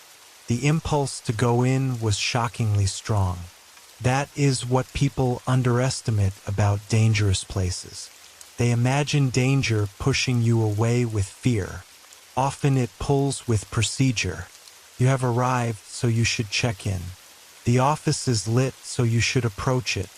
The sign says vacancy, so you should ask for a room. The world of rules and transactions is comforting, and whatever owned that motel knew how to wear it. I sat in the car with the engine running and watched the guests watch me. Rain tapped the roof. The wipers dragged across the glass with a sound like a slow breath. In the room nearest the office, a man opened his curtain just enough for me to see his face. He smiled, not widely, not hungrily, politely, as if we were already neighbors, as if he had seen countless travelers hesitate in that same spot and knew that most of them eventually came inside. The word vacancy buzzed above all of it, red and insistent. It lied in one sense and told the truth in another. The motel was full of occupants, full of history, full of stale air and used beds and every life that had failed to pass through cleanly. But it was vacant of me. That was the empty place. That was the room being offered. I felt it then as clearly as if a clerk had spoken. There is always room for what has not yet been taken. There is always a vacancy shaped exactly like the next traveler. I put the car in reverse. The nearest figures reacted first, leaning forward from their doorways. One lifted a hand, but not in farewell. More like a gentle correction, as if I had misunderstood checkout and was leaving without completing the transaction. The shadow in the office moved toward the door. I backed out so quickly that the tires slipped on the wet asphalt. The red sign stuttered in the rain, vacancy becoming vodka, then just a smear of neon in my mirror. On later drives, I learned to pass that stretch with my jaw clenched and my fuel tank full. I have seen the motel at different hours, different seasons, and always the sign burns. Sometimes the lot looks almost empty from the road, and that is worse because I know how it feels when you pull in. Sometimes I see a person standing by the office window and feel, absurdly, that they recognize my car. Once, years after the first night, I passed and saw a modern SUV in the lot with its hatch open, suitcases still inside. I still think about that vehicle. I still wonder whether the family who owned it believed they were lucky to find a vacancy so late. There is a lesson in that sign, though I dislike the comfort of lessons in stories like this. Not every welcome means safety. Not every empty place is empty for your benefit. Some vacancies are mouths. Some open doors are not generosity but appetite. And when a lonely motel in the rain says there is room, you should ask yourself before you stop what kind of room it means and whether it has ever let anyone give the room back. The road around that motel has changed since I first saw it. A new bypass took most traffic away. A fast food place opened 20 miles east and closed 3 years later. Gas stations rebranded. Billboards rotted. But the motel remains or appears to remain, which is not necessarily the same thing. It has a way of seeming closer in bad weather, as if rain shortens the distance between the highway and whatever waits behind the office glass. I once stopped at a diner in the nearest real town and asked, as casually as I could, about the motel with the red vacancy sign. The waitress stopped refilling my coffee. Not dramatically, just a small pause. She said there used to be a motel out there, sure, but it had burned in the 90s. Then she frowned and said maybe I meant the other one, the one past the wash, though that had been closed for code violations. An old man at the counter said, "He's talking about the one that's full." The waitress told him to hush. I paid and left without finishing the coffee. That phrase stayed with me. The one that's full. Local names are often more honest than official ones. They compress history into warning. The motel, whatever it is now, is full of something, and the vacancy sign is perhaps the only part of it still reaching outward. Allure must be simple. A single word is enough if it is the word a tired person needs most. The last time I passed it, I forced myself not to slow. Still, I saw more than I wanted. A woman in a doorway holding a towel. A little boy pressing his face to the window of room 4. A man by an old convertible raising a hand as if asking me to stop and help with directions. The sign buzzed so loudly I heard it through closed windows and engine noise. Vacancy, vacancy, vacancy. Not blinking randomly, I realized, but pulsing almost like speech. For miles afterward, my dashboard lights seemed too dim, and every motel sign I saw made my shoulders tighten. The safe places and the unsafe ones used the same language. Vacancy, office, cable TV, free coffee, weekly rates. Words designed to reassure the moving body. We are vulnerable to signs because we need them. Without signs, the road is only darkness. I do not know what would have happened if I had gone into the office. I suspect it would have been pleasant. A clerk smiling, a form to fill out, a key on a plastic diamond fob. Perhaps nothing strange until the room door closed behind me. Perhaps a good night's sleep, even. That is the worst possibility. Not immediate terror, but comfort deep enough to make leaving feel unnecessary. A bed that holds you, curtains that keep out morning, a bill that never comes due because the payment is something else. So when you see an old motel in the rain, full of warm lights under a sign promising vacancy, look twice. Not to frighten yourself, but to respect the grammar of the place. If the lot is full and the sign says empty, one of them is lying. And on the roadside at night, you should not trust the thing that glows brightest. Last one now.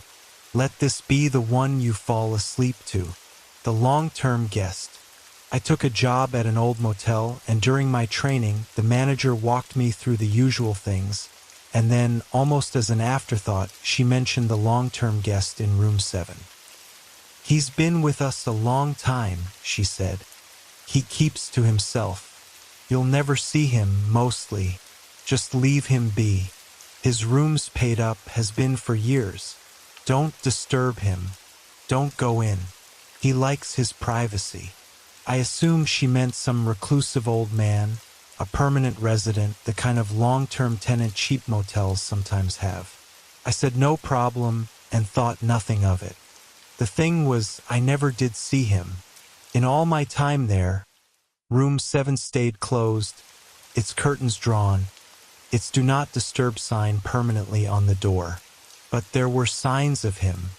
His room was paid, somehow, the payments simply appearing in the books, current, years and years of them. Occasionally I'd hear movement from within, the creak of a bed, the soft sounds of someone at home. The other staff spoke of him in the same hushed, matter-of-fact way. The long-term guest in 7, here longer than any of us, keeping to himself. And once, just once, late at night, I saw a thin hand draw the curtain of room 7 aside, just an inch, and an eye look out at the dark lot, and then the curtain fall closed again. He was real. He was in there. He'd been in there a very long time. I got the story eventually, the way you do, from the longest-serving member of the staff. The guest in room 7 had checked in decades ago, generations of staff ago, and he had simply never left, never checked out. He'd paid for his room and stayed, and the years had passed, and he had stayed, and the decades had passed, and he had stayed long past any natural human span, long past when the man who checked in should have died of old age. Still there, still in his room, still paying, still keeping to himself behind the drawn curtains of room 7. No one knew what he was anymore. No one quite remembered him as anything but the long-term guest.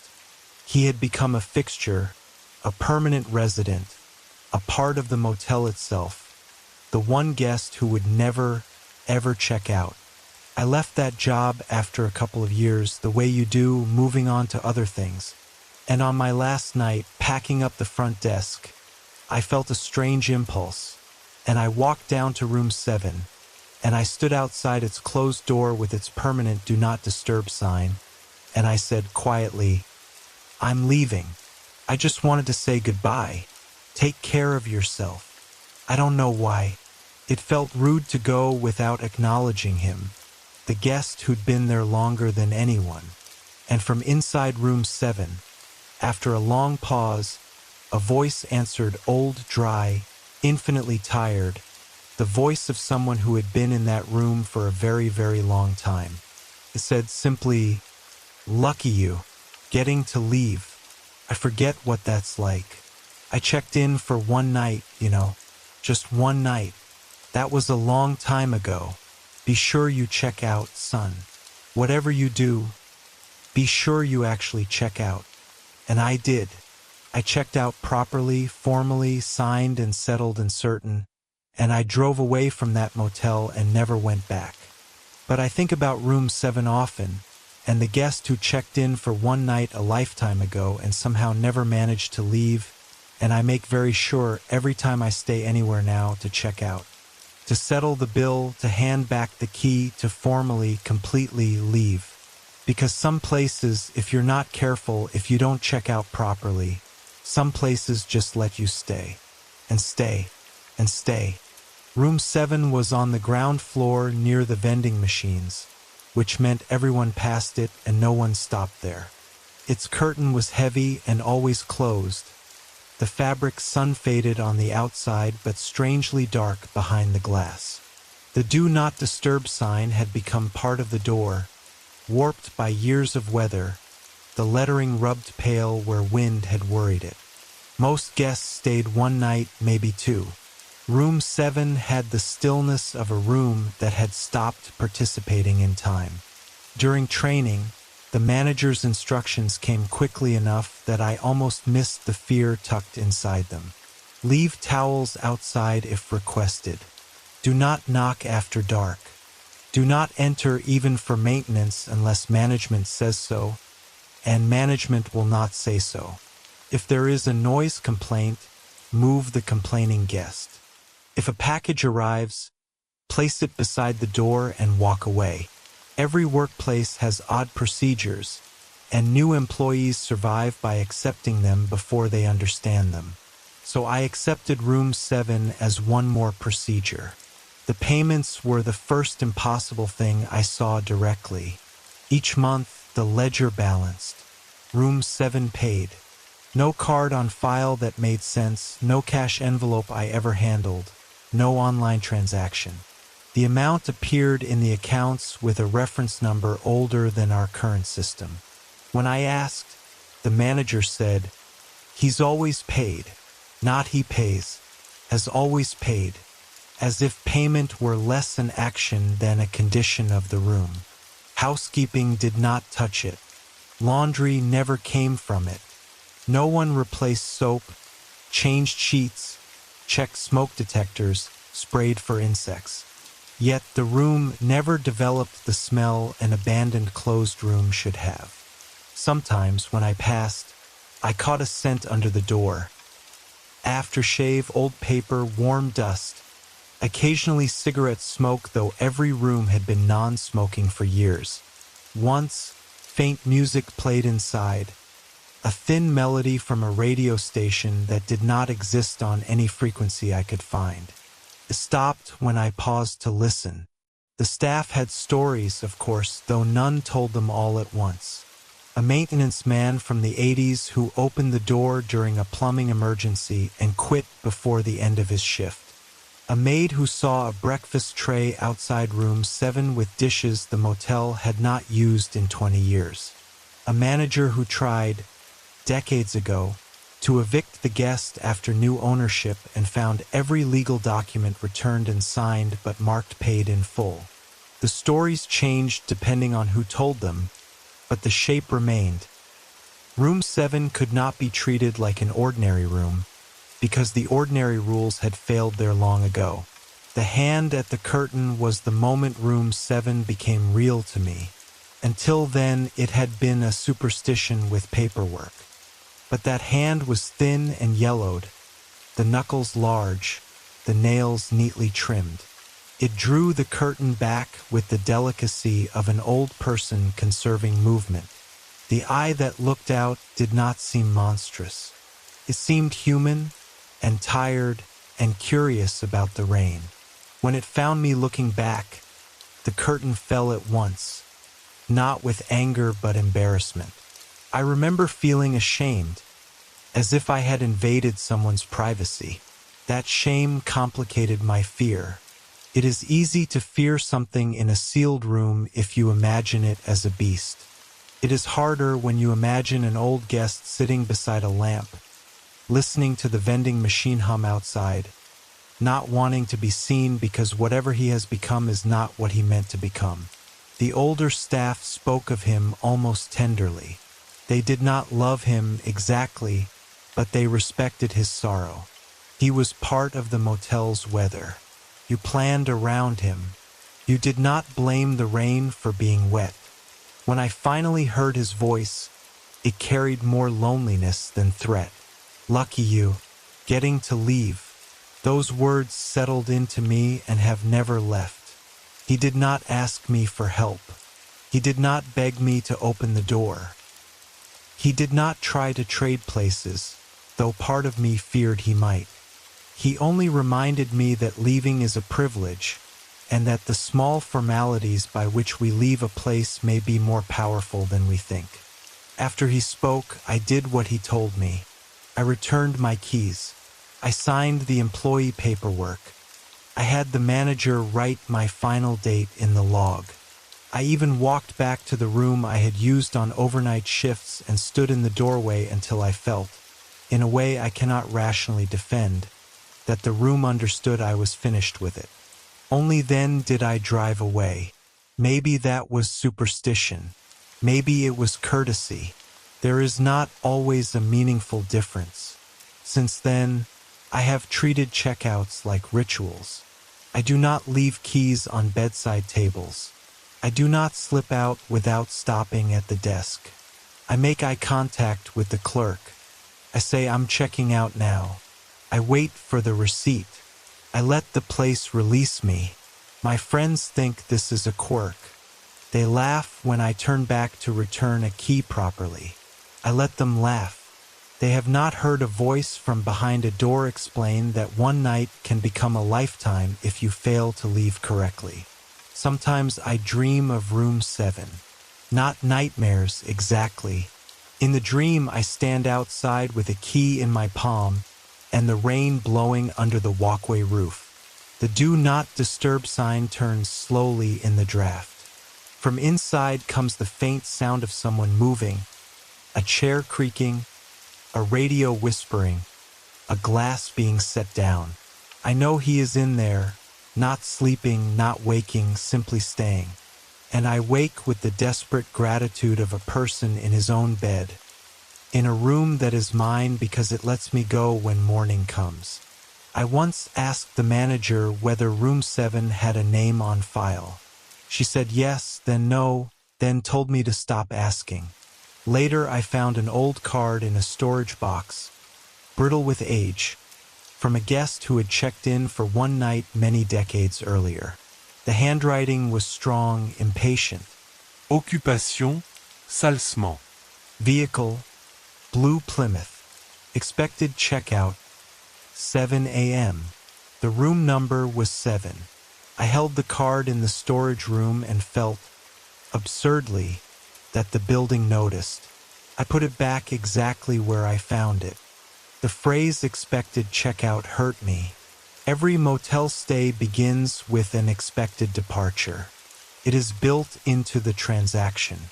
We tell the place, in effect, I will borrow this space and then release it. But expectation is not completion. Between check-in and check-out there is sleep, and sleep is a vulnerable border. Perhaps he died in that room and did not know it. Perhaps he woke somewhere that looked exactly like the room he had rented, with the same curtains and the same humming unit and the same door, but the door no longer opened to the same world. Perhaps by the time he understood, the motel had already learned how to keep him. There were nights when room 7 seemed almost social. The television murmured softly. Once I heard laughter, one short dry chuckle, after a late-night host told a joke on a channel no cable package carried.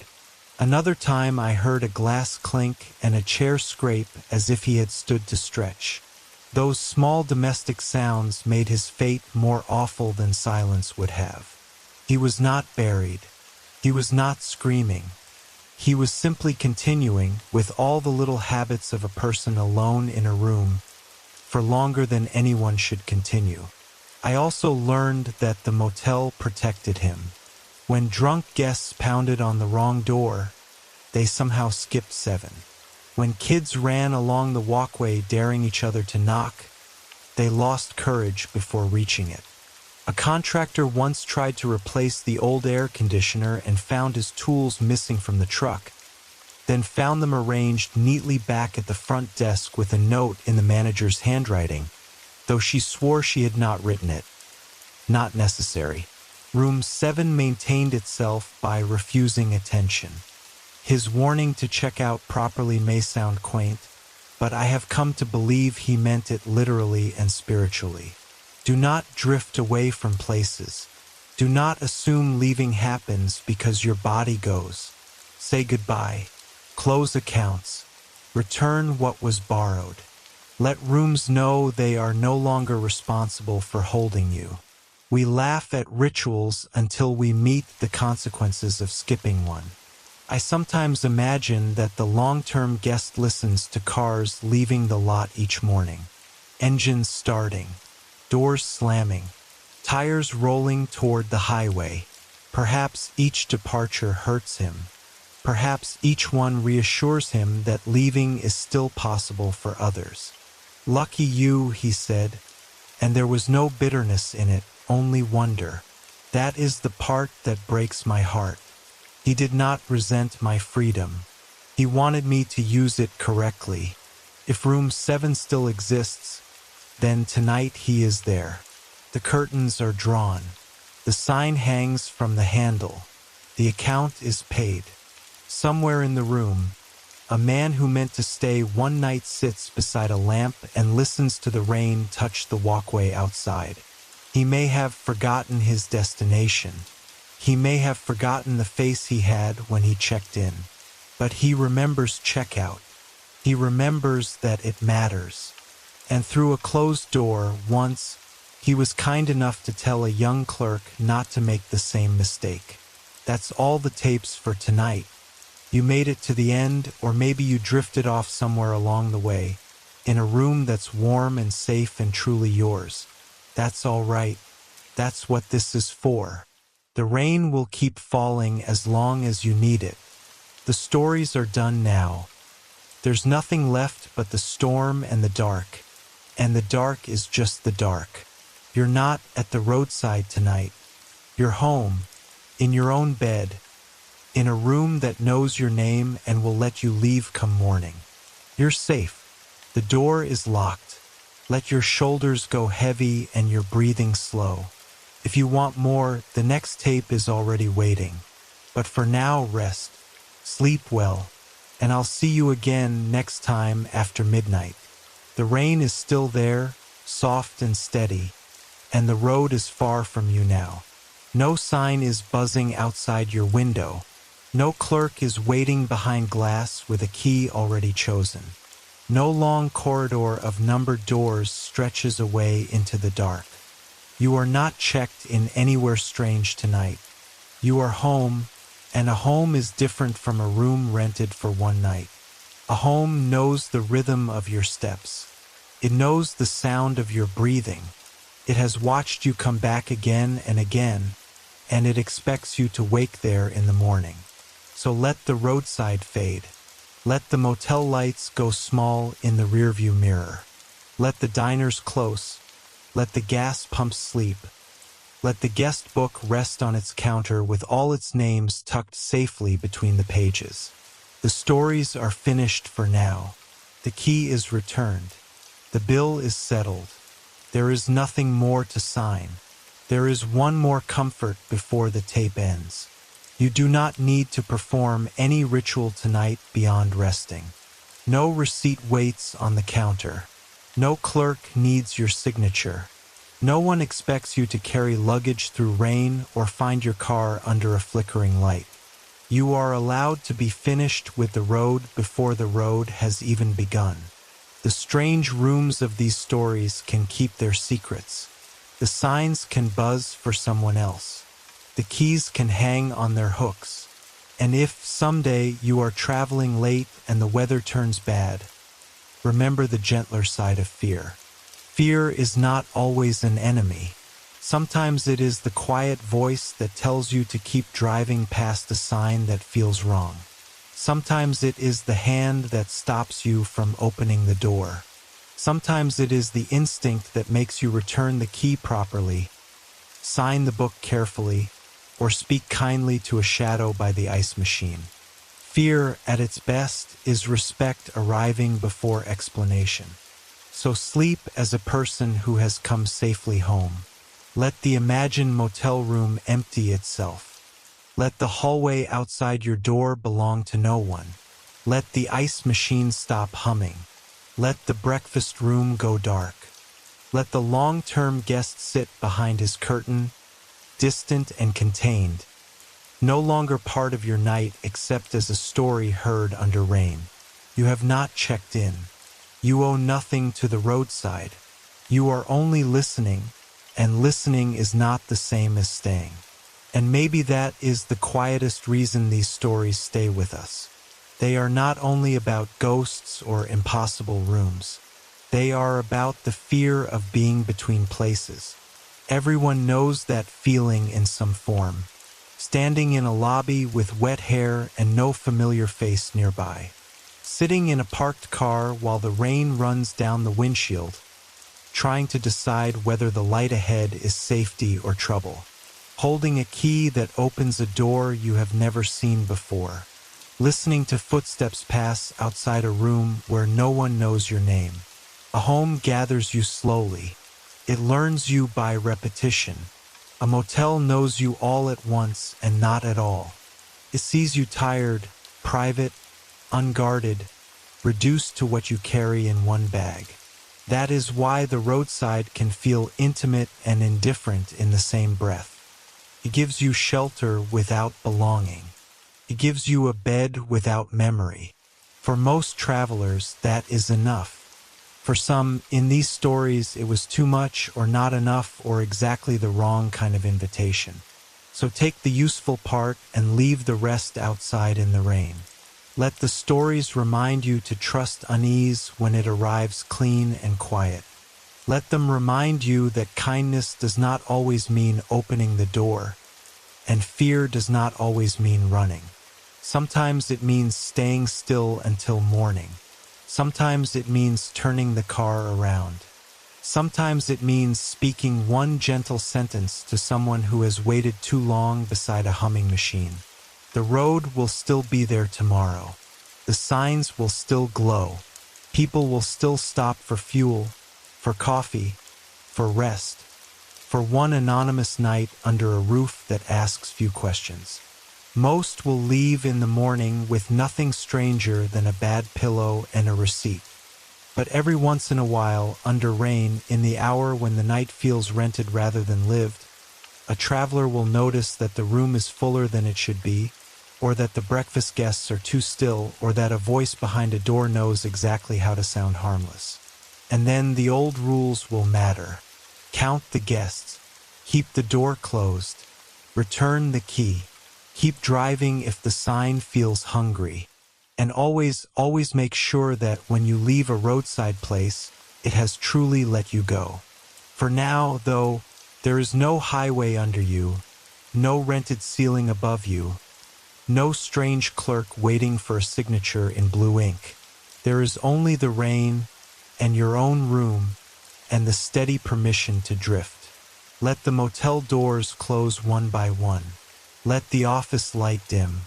Let the red sign buzz itself into silence somewhere far away, where it cannot call your name. Morning will come here cleanly. You will wake where you meant to sleep. You will not need to check out of your own life. You are already where you belong. Sleep now with the road behind you, the rain beside you, and every unsafe doorway left closed in the dark, where it belongs until distance and morning make it small. You are safe, warm, and you can rest. One last small thing, then let go of the road completely. In every roadside story, the danger begins with a need. A need for sleep, fuel, food, help, proof, shelter, or simply company. Need makes strange places look generous. Need makes a bad sign look like rescue. That is why you are safest, in these stories and outside them, when you can pause before accepting what the dark offers. Take a breath. Look twice. Ask whether the light ahead feels warm or hungry. Most nights it will only be a light, but on the other nights the pause may be the whole difference between passing through and staying forever. And tonight, because you are not traveling, you do not have to choose. The road can keep its rooms, its keys, its signs, and its long patient lights without you. You are home. Let the rain answer.